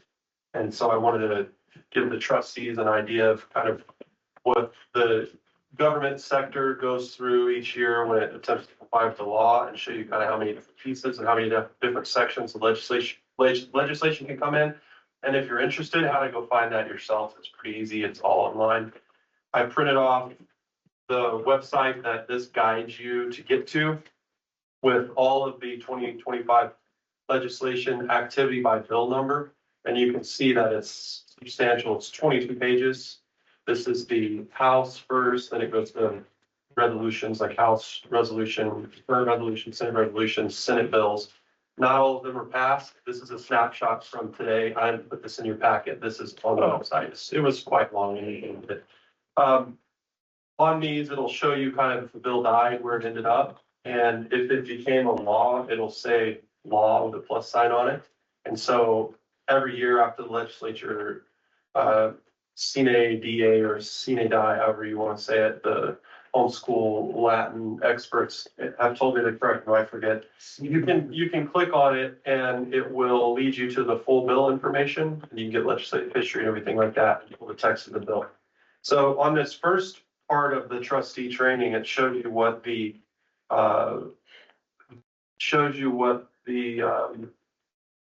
homepage of the legislature is like, and you can select legislative sessions there at the top left-hand corner. And once you go to legislative sessions, it'll bring you up a select legislative session and then bill center. You can click either one of those and select the year you want. And it goes back a ways, but not all the way. You have to contact LSO down in Boise to get historical stuff. So on page 2, as long as you're on 2025, you click bill center, then that'll lead you to, on page 3, 2025 legislation by bill number. And that's where you want to go if you want to see what became a law. It'll be sent to the governor, he'll sign it, or he won't, or will veto it. And so under House bills there on your picture, you can see the blue hyperlinks, H001, which is a school choice tax credit. You can see that H filed office chief clerk. That tells you that that's where that bill stopped. You go on to the next one, House staff or affairs. And a lot of these bills will die in a committee. A chair will throw them in the drawer. It won't make it out of committee. If you go to number 3, Internal Revenue Code references, it says law plus. So that's a new law. And you can click on that blue mark and pull the text of that law out there. So I did a brief overview of that today and pulled some of the laws that were relevant and potentially impact CLN, and you have copies of these. It's not complete yet, but I just wanted to show you the process we go through when we make sure there's either not or there is new legislation that affects the district. The first one is going to be House Bill number 6, and this was passed. Page 4, it will go into effect July 1. And what this bill does is it allows the Attorney General to investigate city officials. And it's not directly relevant to us because you're a district trustee. And so the AG has had for quite some time the ability to investigate a trustee. However, if you look at 1 sub 4 on that first page, this bill removed the provisions of the section that say it doesn't apply to violations of the open meeting law. So upon first reading here, when I look at this, I say, oh, flag this. Now it's just not the city prosecutor or the county prosecutor. The AG now potentially has authority to investigate alleged violations of open meeting laws. So boom, I put that in my CLN stack, right? So that's potentially relevant. You go to House Bill number 32, which is the second one in the packet. This is a new law that is in full force and effect after its passage. So they declared an emergency and made this one immediately effective. And this relates to prohibiting mask mandates. And if you look under the definition, 32? House Bill number 32. Oh, got it, thank you. It includes a prohibition on enforcing mask mandates as it relates to officers or employees of the state or political subdivision. Political subdivision means county, city, public health district, school district, special purpose district, or other district or municipality organized under general or special law. We're a special or an other district organized under a statute here. And so this prohibition on mask mandates would apply to CLN. So I go, oop, red flag, check mark, put that in my CLN stack. House Bill number 172. This is a bill that amended a provision in the open meeting laws, specifically relating to consent agendas. And the operative provision is what's underlined. So an underline is an addition, a strike through is a removal. And that's on the second page, and it says that multiple items can be placed together on a consent agenda and voted on as a single item, provided that they're not ordinances, fee resolutions, or items requiring more than a simple majority of the members present. During the meeting, if any member of the governing body requests an item or items be removed from the consent agenda, such item or items shall, prior to the vote on the consent agenda, be removed from the consent agenda and considered as a separate action for discussion and vote. So this is interesting because it allows another pathway for a board to amend an agenda after the meeting starts without declaring an emergency. However, it doesn't allow the board to include an agenda item that wasn't already noticed and contained in the consent agenda. And so there you go. Check mark goes in the CLN file, and each trustee needs to know about that because it could affect how the board acts under Robert's rules, et cetera. Last one is House Bill number 253, a fairly substantial rewrite of the Public Records Act, although not necessarily substantively, more procedurally. And it primarily relates to how responses to requests are handled for non-residents, and provides a definition for what a resident is, which was very confusing for us when the First Amendment came out. That allowed 21 days instead of 10 days to fulfill a request. This is not exhaustive, it's just illustrative. And as we continue to review the law, we do it every year just because it affects all of our clients. We'll keep a CLN stack and then we'll compile them all and probably send it to the director or the board as it's relevant. So do you have any questions on sort of your basic entry level first day, first semester class on legislative history research? Oh, thanks. Trustee Glass? On the one you just had finished before, 172, you said it allowed for changing agenda after the meeting started, but that's just changing items within a consent agenda. Correct. Or the voting of it, basically. Correct. But whenever I have open meetings law and changes to the agenda, that automatically raises a red flag for me because there's multiple timelines that apply. You have a separate timeline for notice, a separate timeline for agenda. You have regular, special, executive session. You have emergencies. There's multiple timelines you have to calculate. So that's why it's significant to move. All right, there are no questions. Thank you for the presentation. We will now go on to policy packet discussion, member confidentiality policy, and library exhibit space policy. Okay, just to be clear, all policies should go through the legal review first, right? First or after? Yeah, before we approve them. Yeah, I mean, Because I think no harm in it. So these have gone through or have not? No, we haven't. No, I dropped the, it needs to be there requested for this agenda item. Basically, they're about 10 years old each. So they're mostly just bringing them up to date, so not looking to significant the changes in them. Okay, so we will go through the member confidentiality policy first, which is just one page. Trustee Robinson? Line 30 and 31 that are crossed out. Is that put somewhere else in here that I just didn't see? And if not, why would we not charge if we can for a large request? Well, so the quote that they pull out there is from the code, and in the code, it specifies public charges. So that's why I took it out, because if it's a public records request in that, I know, code that talks about that, that's where it already specifies when we can charge people for the requests. And where is that in? Where is that in this policy? Or Yeah, it's in accordance with Idaho Code section 74-108-4, just above the red crossed out part. Lines Sorry, lines 25 and 26. Oh, okay, perfect. Yeah, so it just refers to that code. That's how we will handle Okay, perfect. those requests. Thank you. Okay, so I have a question on lines 14 through 16. Could you give an example so I can get that straight in my head what that means?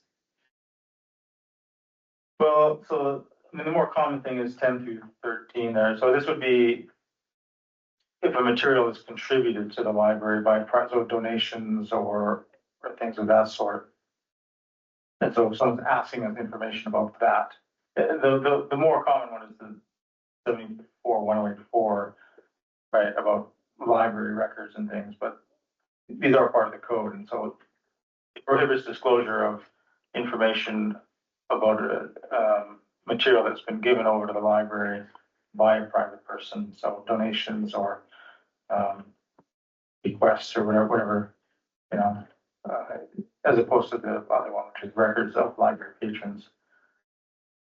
And then 74-120 is just saying that because all libraries have records, we have their, you know, whatever we're collecting, could be birthdays, phone numbers, all these things. But it's just saying we're prohibited from distributing that, or either for sale or just distributing it as a mailing list. And I guess 120 and 120B are kind of saying similar things, but it's basically just saying we're not allowed to give out our records of patron data. Okay, so would that cover, well, because I've been hearing comments actually for a few years that we had a library employee at one time who every time that she would place a hold on a book, other people would go and get that book off the shelf and so that she couldn't get it, and it happened repeatedly. So she thought maybe her records were somehow being accessed, and I've had members of the public who wanted to make sure that their private information is not given out in any way, and that any library employee, that there should be some kind of mechanism if an employee does give it out or uses it for their own purposes, even without giving it out to others. But there would be a consequence like immediate termination or to just cover Well, that somewhere. I think this policy is different. This policy is about how we hold the records confidential. I mean, the ethics, internal professional ethics violation that would be handled in the personnel manual. Is obviously what this is talking about. I mean, it's a terrible thing to do, obviously, and it would be corrected internally as far as, you know, evaluations and you know, reprimand the grievance process of the personnel manual. But this policy is just about how we are going to treat, you know, the records that we hold in relation to obviously requests for them, and certainly not distributing them and using them. So yeah, I understand what you're saying, but I'm not really sure if that this policy would be policy to cover that. Okay. Legal? I was just gonna add that, the member confidentiality policy does restrict employees from accessing personal patron information unless it's on a need to know or for a business purpose. It's also prohibited by the workplace conduct provision and the personnel policy manual. And violations of those provisions would be subject to the disciplinary procedures of the district up to and including termination. Okay. Just pause. I was gonna ask on, the last two, 17 through 19 and 20 through 22 lines. These both are referring to a mailing list, records, but a list. What if there's one person on the list that somebody's, or can one person on the list be divulged if that one person gives permission? This is basically saying everyone on the list has to give permission to disclose the entire list, but can you do is there a way to give, or does this cover the case where just one person is, information is trying to be revealed? Eagle? So this is in context of various provisions, both in the statute and in business practice and in library personnel manual. And this relates to 74-120 specifically relates to the public records request that is trying to gather information to create a list. And so whether or not a list exists or not is irrelevant for this provision. We wouldn't give the list out for that purpose, regardless if it was a public records or exempt, right? And the other issue here I hear is you're asking, what about a person making a request for records about that person? Those requests are handled in a much more generous and liberal fashion because an individual has a much greater right to records about themselves than a person making a request under the Public Records Act for another person. So I kind of hear a two-part question there. I'm not sure which one you were eliciting a response on. But I think you answered it. It was more of what if there's a request for just one or two instead of the entire list? What if grandmother or aunt and uncle are trying to figure out what old Johnny's signed up for, or something like that? And he's maybe over 18, or I don't know. Anyway, can without getting the entire list, can just one person on the list should be given? So the question is, if Granny asked for her grandson's participation in library programs, that'd be protected information, and she would need to be able to prove to us that she would be the guardian entitled to those records before we could proceed. If it was a request for some other thing at some other agency, I couldn't answer that, but we're going to treat things like patron information. There's a separate exclusion for that. So it ties you to a program or a book or any type of the use of materials at the library. We're going to be very closely scrutinize that request to see if it would violate your patron information. So more than likely than not, that would not be disclosed. Great. Any further discussion on that one, or should we go to the next one? Okay, moving on to library exhibit space.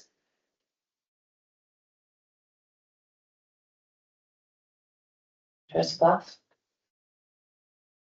So I read this as bulletin boards and lobby areas, maybe the sidewalk, but is there anything covering the displays, say at the end of an aisle or up at the front counter, or bulletin boards within the library, and how the library staff creates those? Is that a different policy? Yeah, this just refers to, those things that we have, bulletin boards, pamphlet racks, that the public, might want to put something up on. So this is governing their use of these, limited public forum spaces that we have to have. The other thing you're referring to will be, I'm working on that now, as an internal, staffing guideline situation of, what a book display should be, and what those parameters are. So that, and that wouldn't necessarily be a policy. That's an internal sort of what we call them, staffing guidelines. And it wouldn't raise to the level of policy. I don't think, because I don't think it needs to, but this is a policy related to like a bulletin board that might be in the lobby, and a person wants to put some community event on there. That's what this is governing. It doesn't govern internal library staff display spaces. Response?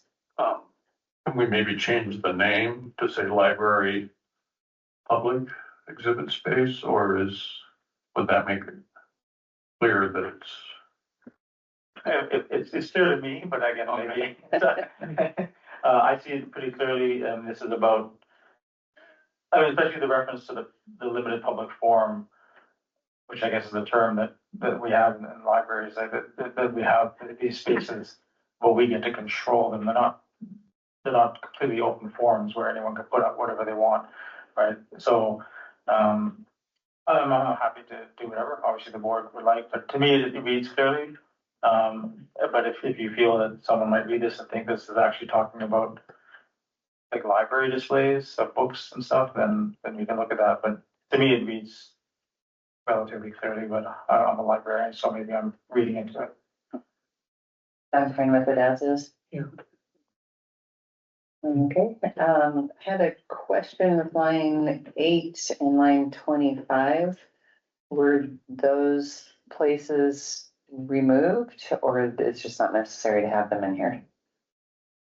Yeah, I removed them because I didn't think it was necessary to specify certain locations having certain things, rather keep it more broad and bulletin boards, pamphlet racks, certain categories without necessarily specifying what, because that'll change, right? It'll change it from branch to branch, what happens to be available in the lobby. So I thought it'd be good to, for the sake of, longevity for this policy, not having to update it for those specifics. Okay, I had a second question if no one else has anything. So for lines 10 through 13, seems like that would be the place to add it if it is necessary. Something to the effect that announcements must be appropriate for all ages, or is that already addressed and I just missed it?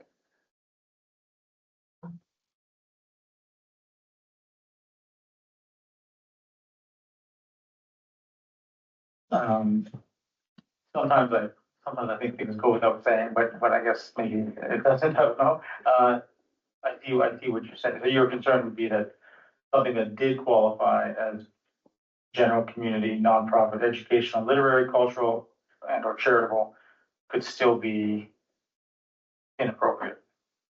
Yeah. Yeah, I mean, Well, 'cause some people will push anything, so. That's a good point. the only place that we fall back on would be the content and viewpoint neutral wording.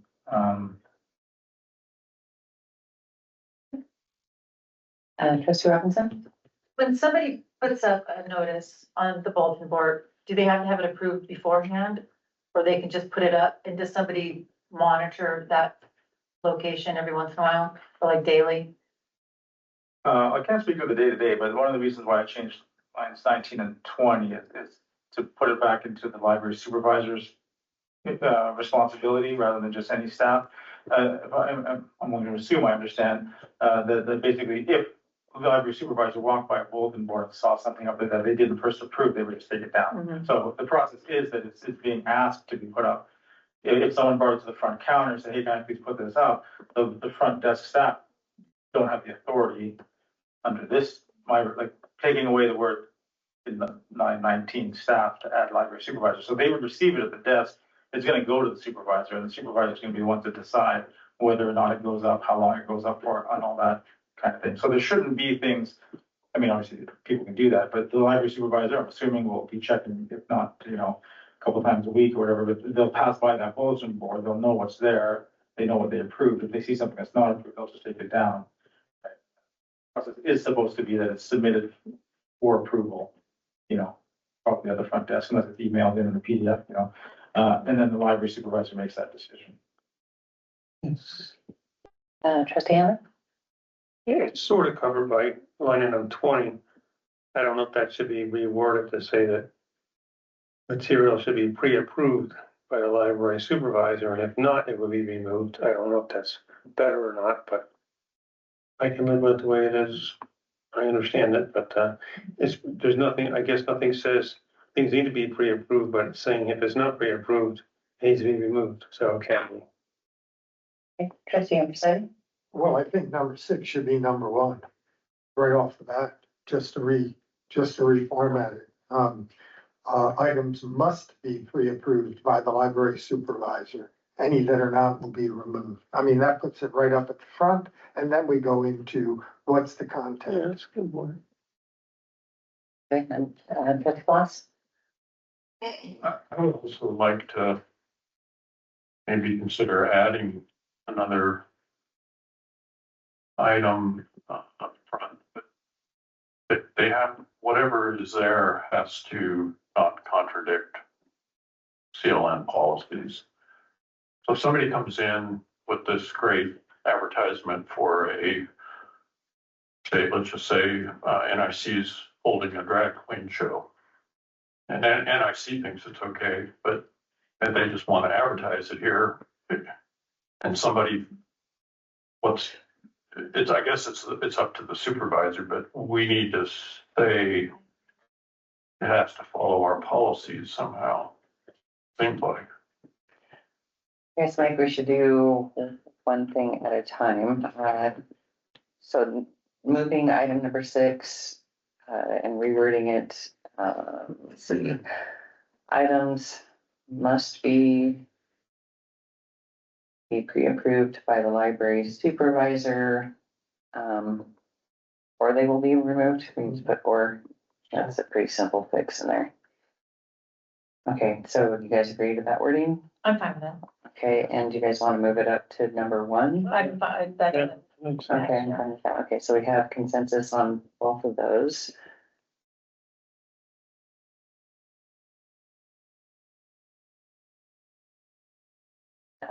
And what was the other one that you just said? I'm not sure the best way to do it, but offhand, I would just say a simple, item. Maybe after what was one. Maybe you'd be they must, any, posting must not cannot contradict any CLN policies. Okay, do you have suggested wording? I mean, That?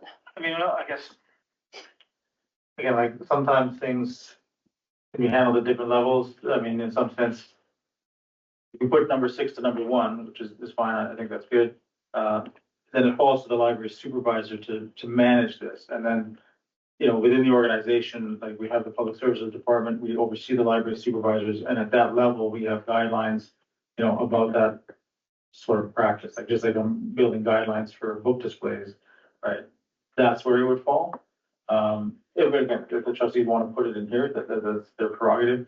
I mean, number 1 was kind of getting at that we're only going to be putting up content and viewpoint neutral, public service announcements. If it's not neutral or if the content is questioning any of that or doesn't fall into the other categories there, that is up to the supervisor to decide, and then that would get, if they were struggling with that, and they had one that they weren't sure about, right, then that would get bumped up to their supervisor, which is the assistant director and the admin team. So, I mean, again, I'm fine.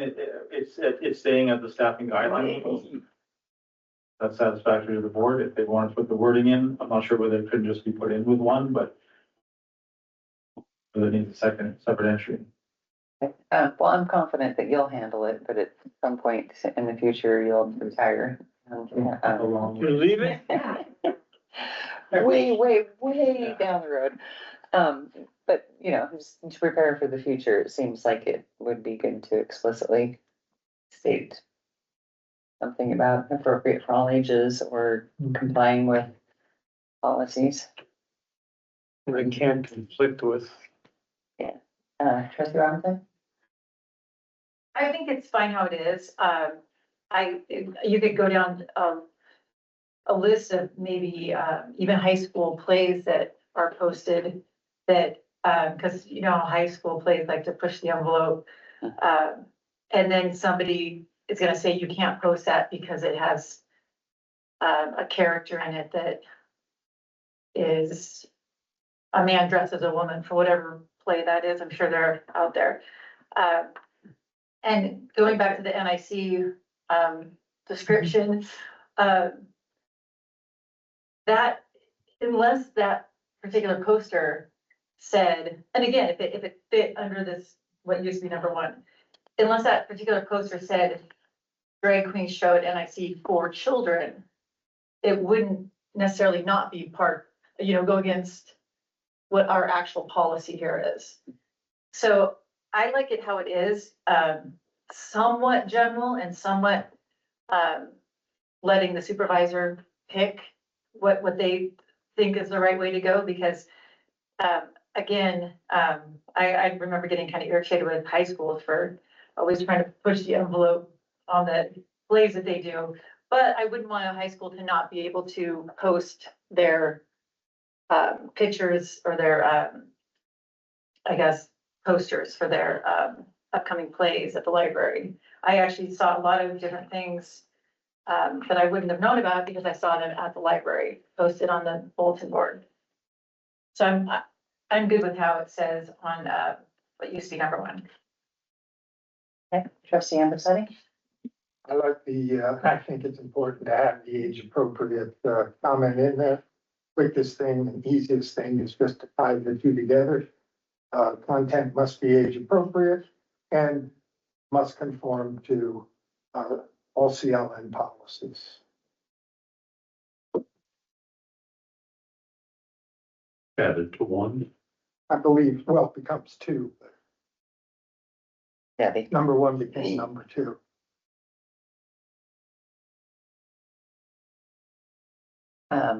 So, legal? Where is the bulletin board located?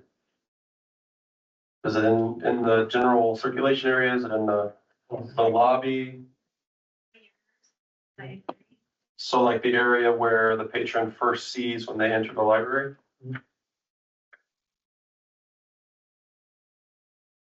I'm guessing appropriate might not be the best word for that.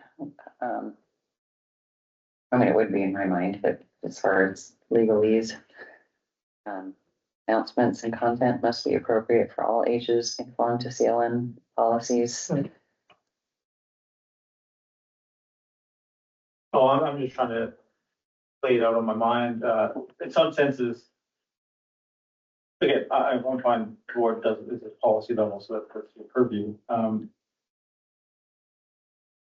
me, there's obviously a difference between a visual and a text, right? So if it was that example of trustee Claus there, if it happened to have an image on there which was inappropriate, then that's a different level, and you would expect that in the guidelines of the library supervisor say this is inappropriate. I've seen a lot of opera posters where opera's probably great, I like the opera, but the artist that decided to put that poster up, it's a little bit on the, not age appropriate spectrum, right, of visual. So I just don't know whether we're talking about, or because if you just say age appropriate, is it the text? Because in the example, it was just the text, right? It was just, that drag queen thing there, right? Versus an image. So my concern with throwing age appropriate in there, are we talking about the graphic that happens to accompany a text, or is it just the text? Like, because that's where we're getting to the difficulty, I guess, with whether we're being neutral to that or. Does that make sense? Yeah, trustee Ambersati? I would say both, in toto. I wouldn't want the words drag queen to be something that, or drag show, for example, to be something that minor would see as they're walking into the library. Hey, mom and dad, what's a drag show? Why do we even want to work that? So I say, no, it's age appropriate means don't put anything in there that's clearly something that parents are not prepared to discuss with their children because it's forcing the agenda on parents to talk about it, right? So everything in total. Legal? The library certainly can exercise great discretion to avoid controversy in its lobby because it controls the experience of coming into the library for all the patrons, everyone who accesses it. There's a couple lines of case law, and I'll have to revisit this. I haven't specifically studied this for maybe 6 months or a year or something. But there's like this hybrid forum and then this limited public forum. And once the government opens a limited public forum, it can't engage in viewpoint discrimination because it disagrees with the message. So you can, restrict what topics or speakers you're going to allow, but you couldn't take a topic and say positive is okay, negative isn't. And so I think we do want to carefully consider where the bulletin is located and whether we're going to restrict all non-governmental communications. And if we do that, that's fairly benign. But once you start allowing the public, the private, to comment in a limited public forum, then there's going to be at least rational basis review, if not intermediate scrutiny on that. So we do want to be careful about formulating this policy. This is exactly what a First Amendment auditor is going to want to read on our website and travel to Idaho to come challenge. So let's make sure it's rock solid. But you do have a significant amount of discretion on what you want the lobby to look like. So you could take the bulletin board down. You could say only governmental actors could, place a message here, or you could say only certain speakers or certain topics can be discussed. But I don't think you could say the anti-drag show people can post, but the pro-drag show people can't. Once you open that content up, you have to be entirely viewpoint neutral on what's up there. It doesn't mean they can put pornography up or something that's illegal, right? So we'll be thoughtful about that, find that correct level of restriction that you want to see, so you have a lobby that you can be proud of, community library network wide. Okay, so since this has to go to legal review anyway, we just put the sentence in, and then if there's problematic wording, or you two could figure out better wording and come back to us next month when we go to approve it. Kind of looks like a nod. Oh, sorry, I didn't know you were asking. Yeah, I'm happy for you to formulate the policy however you see fit. And then, we'll lop off pieces that are gonna create trouble. Okay. You could create a subcommittee. I know you like subcommittees and make always policy, or you could task it or staff it. All right, trustee Ploss. I'm just, wanting to circumvent basically a rogue library supervisor that wants to push the limit or something. And I can't really envision what your other policy or internal policy is that would prevent that from happening. But if that's the librarian at a, faraway branch that you don't go to post something and no one tells you about it, I don't know how you can control it, but if we put it in the policy, it seems like it would have to be pretty clear that they can't do something. But if you haven't, are you saying you're writing another policy, or it's an internal one that we wouldn't really see that would control it? How would book displays? Yeah, how would upper management make sure this doesn't happen if we don't put this in here? I was referring, my reference was to internal library book displays, not these. So that, it wouldn't apply to this necessarily. But my reference to the idea that this could be handled at the guideline level. That's not, I haven't started working on this. I think I was gonna start here and see what happens here. But again, I because it is a policy driven thing, and I can't be the only librarian that could, satisfy the board, but if that is the concern, then you should create policy that you're happy with, because that's your job. And my job is to, execute them as best as I can. So again, I'm open, and obviously I think this one should obviously go to legal. It's significant for that, so. Okay, so in the interest of time and knowing that this is gonna go to legal, do we have consensus on adding, at the end of the number formerly known as 1, announcements and content must be appropriate for all ages and conform to CLN policies? Us. Okay, so we have consensus on adding that. Is there anything else on this policy? Trustee Ambersteady? So are we still able to approve the member confidentiality policy, since they're both in the same line item on the agenda, but send this to Yes. Mr. Boyle? They both will be. Oh, they both will? Yes. Oh. Okay, so if, Can you read the change? oh, sure, announcements and content That's where, which line? Oh, so the one, what was number one? Starts out with the crossed out library announcements. So at the end of that sentence, announcements and content must be appropriate for all ages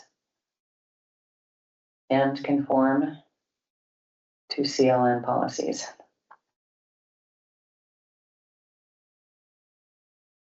Okay, so if there is no further discussion and no objections, both policies will go to legal review as amended.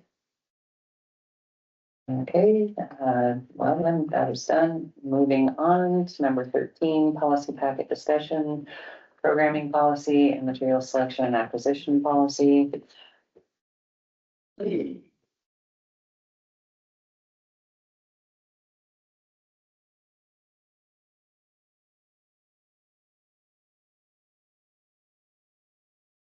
Right, we start with the programming policy, which is the one last month that should have gone to legal review, and that was my error. Instead, we voted to pass it, but it did go to legal review in the meantime.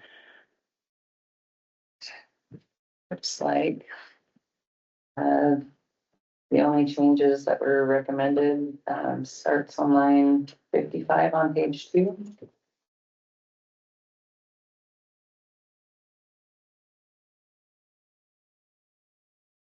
Yeah, I'll just say, like, basically, I think if I remember correctly, we had legally been talking about the material selection acquisition policy, and then in the context of that, talking about language and definitions, made reference to this policy, but then this one ended up being approved, and then it later, when I was going back, it triggered in my mind that we actually did need to do some work on this section here, based on what was said at the meeting about the material selection acquisition policy. So the only changes from the last time is that green and red part there, now purple and blue. It was just meant to clarify, because I think the question was using the inappropriate to minors didn't actually reflect the Idaho statute, which doesn't use that terminology.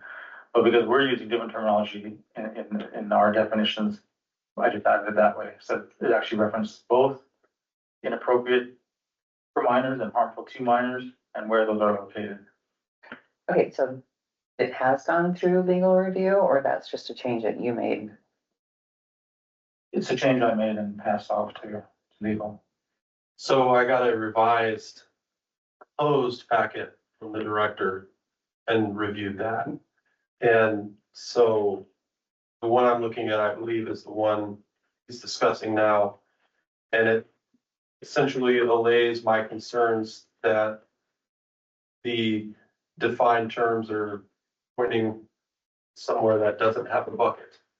And so we're saying for this policy, harmful to minors in the statute, and then inappropriate for minors as the second one is found in the material selection and acquisition policy. Now, on that policy, we have in quotations, materials inappropriate for minors.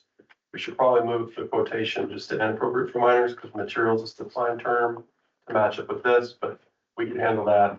And the MSAP instead of the programming policy. So I'm okay with the programming policy as it is, that the one provided to me by Director Walters. Which is the one we have here. I believe it is the one you have. Okay, Trustee Watts? So we've got the word respectively at the end, but we use different terms because we had different definitions. The harmful to minors was specifically matching up with the Idaho statute, and that's what they call it, harmful to minors. But I think it's materials harmful to minors. And the inappropriate for minors was what we called it in the selection policy. But so by having respectively, I think that distributes those two terms to the right places. What's missing is the materials, I guess, at the beginning of each. I don't know that that's necessary. Melissa's programs. Yeah. Different materials, so throwing materials in there wouldn't. Doesn't make sense in my mind. Well, that was part of the whole thing, I guess, is materials used to define these programs. We took skits and all these things out of that because they were programs. So we don't define programs in the selection acquisition, but it was being moved over here, so we do that, I guess.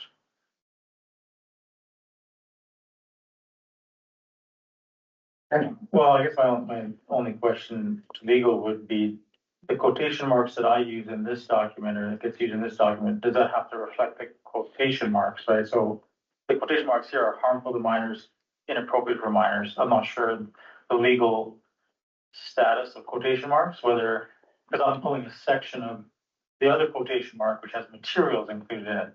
I don't know, in English, it wouldn't matter as much if I was quoting something with quotation marks. So I don't know what the legal ramification of quotation marks are. Because that would really be the issue here, I think.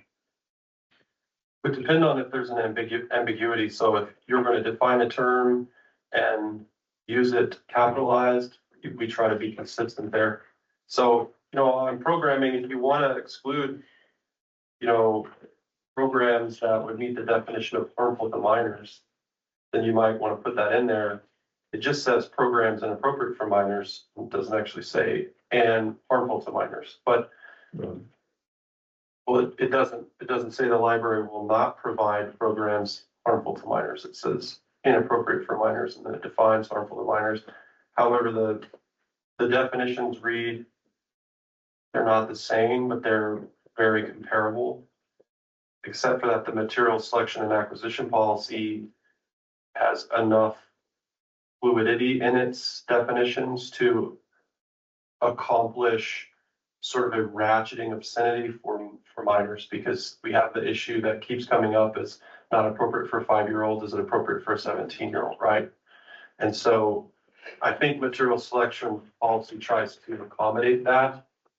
And I think that's something the board is probably trying to do for the programming as well, since we have adult programming and programming for youths.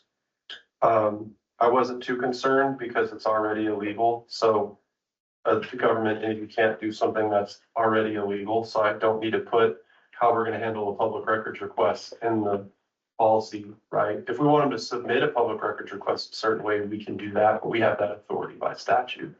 We can't put on a program for minors that's harmful to minors. So if that's not specifically prohibited in that, that wasn't a deal breaker for me.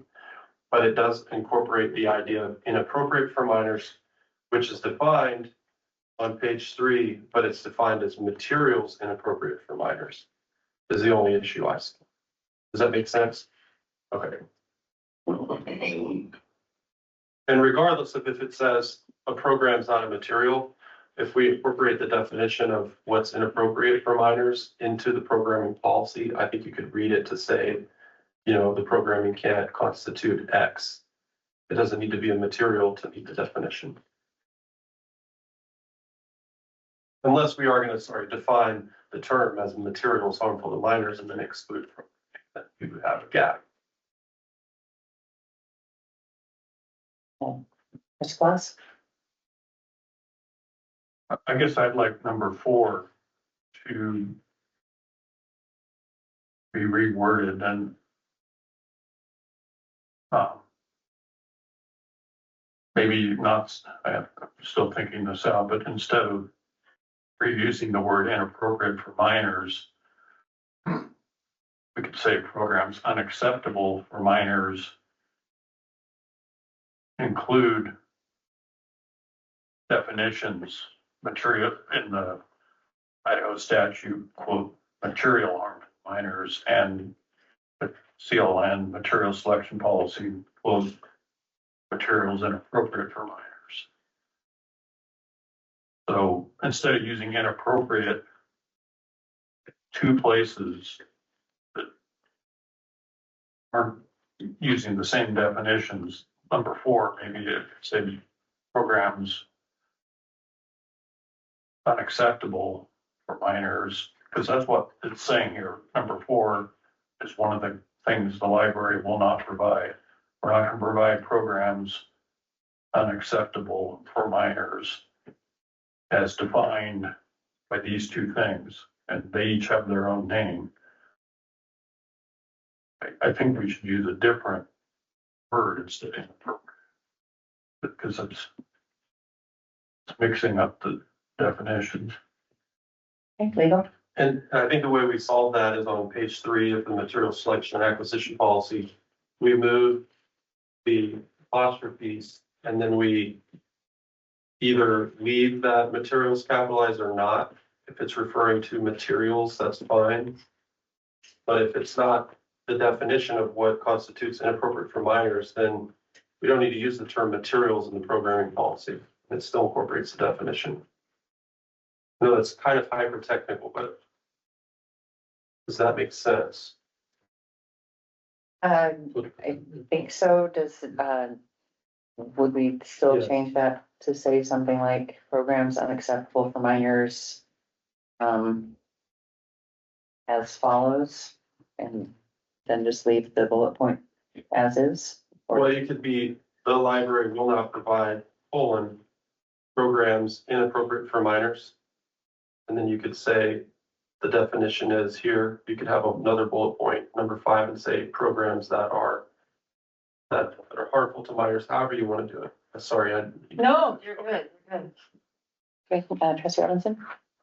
I was just gonna say, we already have 2 verbal descriptions of inappropriate and harmful. I don't want to add a 3rd one. No. Well, renaming or rewording it the way Trustee Claus is saying is adding a 3rd by saying programs unacceptable.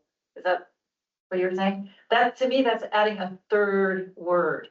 I'm for keeping programs inappropriate for minors and then the definitions below.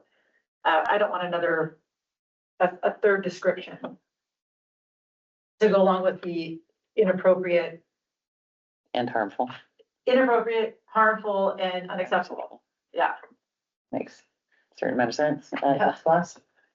Well, I only said that because the inappropriate for minors is only in the materials selection and it's a different definition. So I don't think it should be here. What we're trying to say by number 4 is the library will not provide programs that are full and you could have 2 points, I guess, and not use a word there. But I think I agree with council that maybe we should list it as 2 points and have the 2 different terms in each point. Are you saying you're not satisfied with the definition of materials inappropriate for minors in the selection policy, and that's why you want to change it? Or are you saying it's confusing when you read it? Because we are incorporating that definition into the programming policy. So when you read, right now, if you read programs, you'd have to say programs, materials inappropriate for minors. That's why I want to clarify that. If you could read inappropriate for minors to be the defined term, then you would replace the entire definition right there on number 4, and it would say programs, that are obscene content and propaganda regarding unlawful activity, and then go read what that means. And does that make sense? So we're just trying to incorporate that definition. Except the selection policy has different definition of it. It doesn't match the Idaho statute. We want both. We want either. Yeah, correct. And by just going with inappropriate for minors, you're narrowing just to the definition for selection. Well, that makes sense to me then. So really what you're proposing is just to say the library will not provide programs that are inappropriate for minors or harmful to minors. Yes. And then you say, and the definitions for are. Yeah. Is that what you're proposing? Okay. So not an actual change to a definition, just a change to the program line. That could be, yeah. Okay. But that makes sense to me. I don't think it substantively would change my review. Okay, so we would be changing line 55 to say programs that are, excuse me, inappropriate for minors or harmful to minors as follows, and then just leave that bullet point as is. I would just say, I would just add after minors or harmful to minors, period. Okay, And then I would leave the next 56 to 58 the same. okay, I'm good with that. I'm good with that. Consensus. Okay, it looks like we do have consensus to change that to programs that are inappropriate for minors or harmful to minors. I didn't think you needed to add the word that are, you could just add. And I don't know why you add that are. Okay, Because I'm a grammar nerd. That's why. okay, so Did you got that? No, yeah. Oh, okay, so legal, we don't need to add that are in there, just programs inappropriate for I minors. think or it's harmful to a minors. matter of preference. Oh, that would be slightly shorter. I'm good with that. Okay, all right, so programs inappropriate for minors or harmful to minors. And then if we have any other changes, that's Ambersetti. And yes, lines 11 through 13. Whenever I hear or read, the library recognizes the controversies and that it may be offensive. I have to wince when I read words like that. It's a bit tutorial and may not even need to be in there.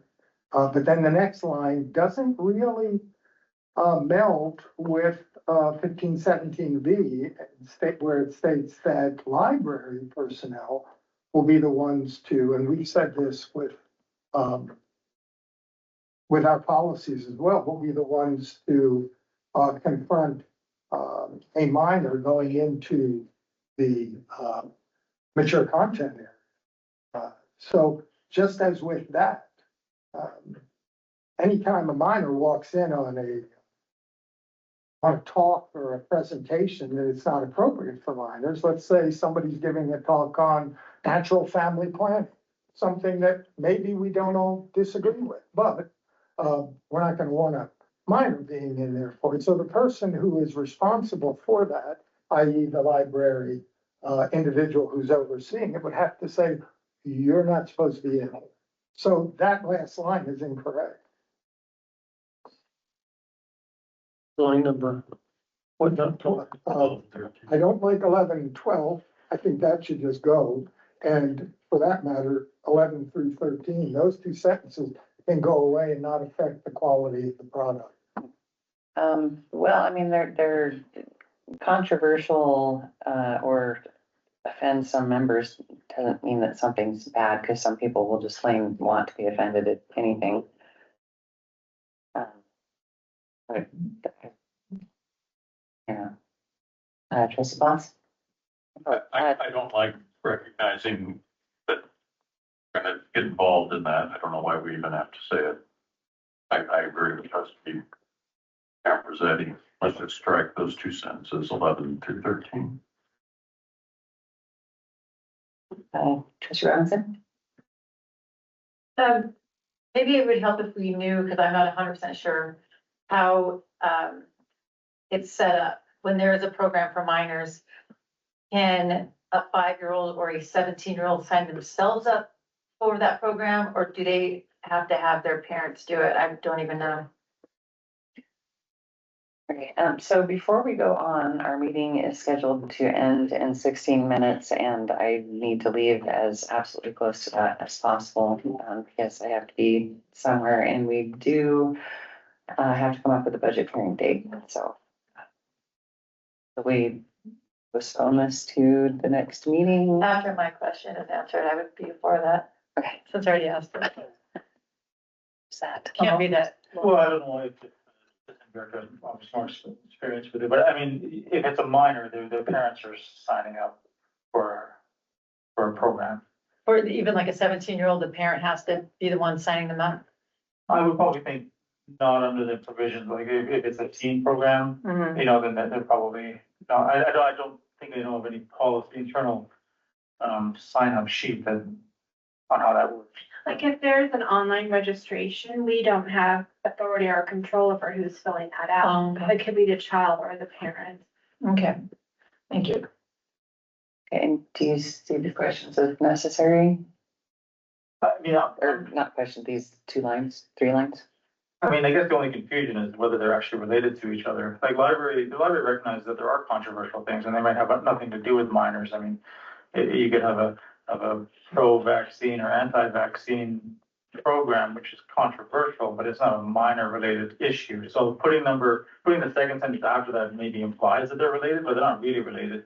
And as with the library provided services, minors' access to programs is the responsibility of the parents or the guardians. We say that in other places as with the collection. And but standing alone, those are true statements that it is up to the parents, to do that. And it is true that there will be controversial topics. I mean, that aren't really related to the discussion of whether it's appropriate or inappropriate to minors. They just could be controversial, for other reasons. So standing alone, the 2 sentences don't have that meaning in my mind that is being read into them, that they're related and that this is specifically talking about controversial programs that would be inappropriate to minors. So I didn't read them as connected. I just read them as philosophy, one after the other sentences.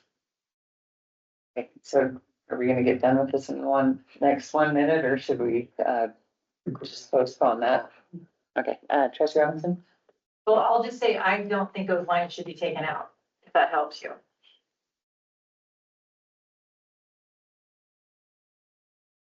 Okay, so we will come back to this for next regular meeting. Lines 13. It's 11 through 13. 11, yeah, I'm in, thank you. All right, and so we have about 20 minutes worth of stuff, well, potentially 20 minutes worth of stuff, starting with number 14. So I think that we should just move to that, and we'll have to come back to the material selection and acquisition policy. I did make a note in there about moving the quotation mark after materials and before, I think it's harmful or inappropriate. Okay, so are we moving on to number 14 then without objection? Trustee Ambrosati? Well, I have I think a quick response, I hope, on last month's commenter who asked, I'm just gonna quote his question so that we know what I'm commenting on. Whose children are you protecting and from what? Well, the children of Kootenai County and Western Shoshone County, in accordance with the law. Also, personally, my children and grandchildren, because for 30 years, I've had to put up with going into libraries where when I make some sort of objection, either here in Hayden or at the Post Falls Library, I'm met with this stock, First Amendment, we can't do anything about having these raunchy, vile books. And I'm tired of it, and it's time to end it. And that's why, and that's who we're protecting. He said, I didn't ask you to. Well, actually, he didn't maybe, but the majority of Idaho and the majority of Kootenai County did. And once again, since a large coterie of individuals had to get up and leave in the middle of the last time I tried to explain that our legislation actually does work, that the government works, that 4 legislative districts, all 12 legislators, voted aye on this law, on the Children's School and Library Protection Act. All 12 of them were returned to office a few months later. What does that tell us? The people of Kootenai County and Shoshone County like what's being done and like that.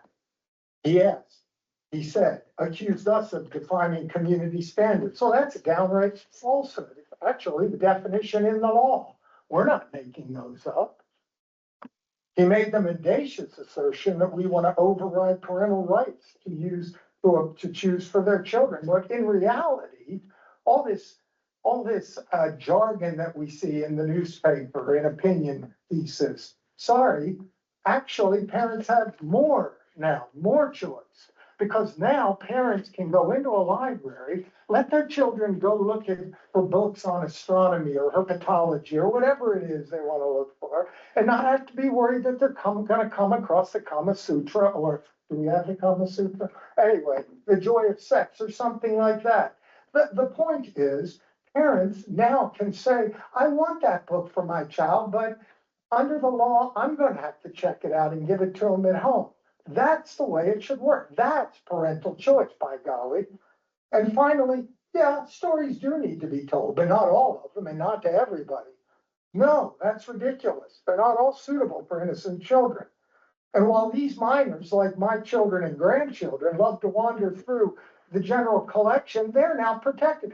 I don't see the big problem. Everybody's happy. Everybody's suited. If you want to give some smut, garbage, whatever you want to call it, to minors, and they're your minors, and they are, and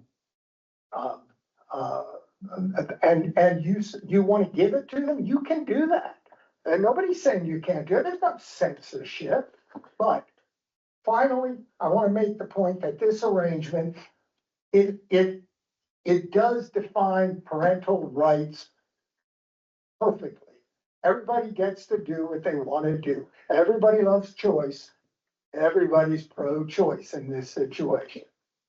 Okay, anyone else have a response? Trustee Robinson? This has to do with the packet, the media packet, which is kind of the same thing. I just want to say, reading the digital lending services are costing Spokane area libraries millions of dollars, blah, blah, article was really eye-opening on how all of this works, because we talked about it recently. And if you guys didn't read that particular article, do, because it explained a lot. And that's my comment. So I'm glad we got the packet. Alrighty, okay, if there's nothing else on that item, going on to number 15, discussion of future agenda requests. Do keep in mind that the items from number 13, the programming policy and material selection, are automatically going to be on our next regular meeting. Trustee Claus? I would like to add to our list to review and edit the trustee job description. I don't think it's a policy. I don't know what it's called. It's a position description. Yeah, we haven't looked at it since the last one or before the Yeah, I last. don't think it's been looked at since I've been on the board. Okay, do we have consensus on that? It's the trustee what? It's basically a job description, but it's not. I Is don't that something we can edit? think so. The governor, okay. I don't know if it's found within Idaho code. We would have to see, like. Yeah, there are some states that have it structured in their library association, but I don't know. I think it's a CLN document. Yeah, I know I've got a copy, so maybe we wait to see if that's something that we can edit. It's,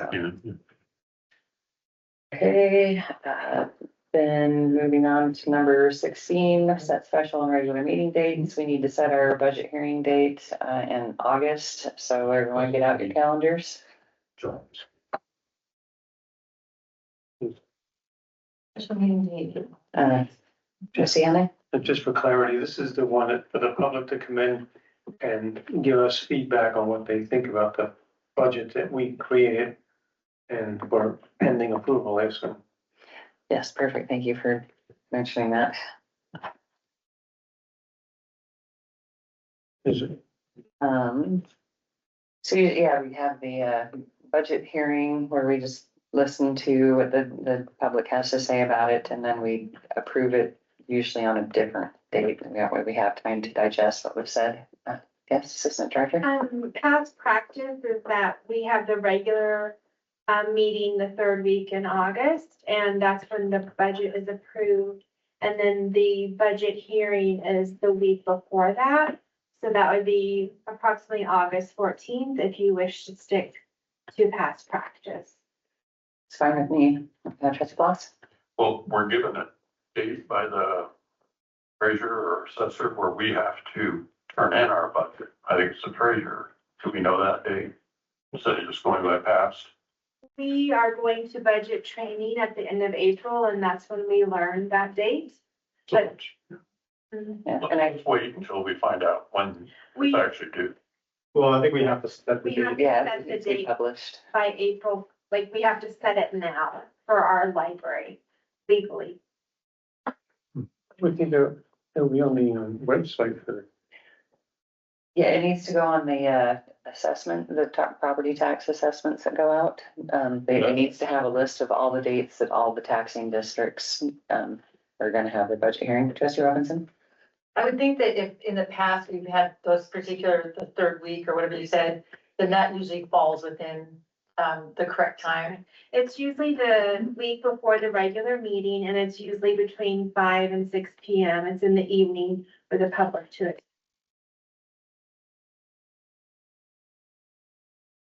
I'm free. So the week before the regular meeting. Yeah, so the 14th, from 5 to 6, you said? Or 6, 6? like they 6 to either 7? start at 5, yes. There's no ending time. It's just listed. Right. Right. With all comment is heard. What was the date? August 14th, the Thursday previous to our regular board meeting.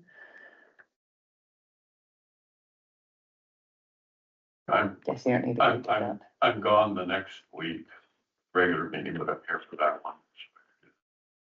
Okay, so 14th works for everyone, 6 o'clock. Or 5 to 6. 5, starting at 5 or starting at 6. What's more convenient for you guys? I mean, for the public, it's more convenient to be at 6, so Okay. they can get off work and come. Okay, That's the idea for that. okay, I am good with 6 PM, so it's, Yes. sounds like we have a consensus on that, 6 PM, August 14th. Okay, and do we need any other special meeting dates? Yeah. Okay. Well, then it sounds like we can go on to the extra special number 17. I would entertain a motion to adjourn. So Okay, it's been moved in stereo. All those in favor? Aye. I. Okay, it is unanimous. We are now adjourned.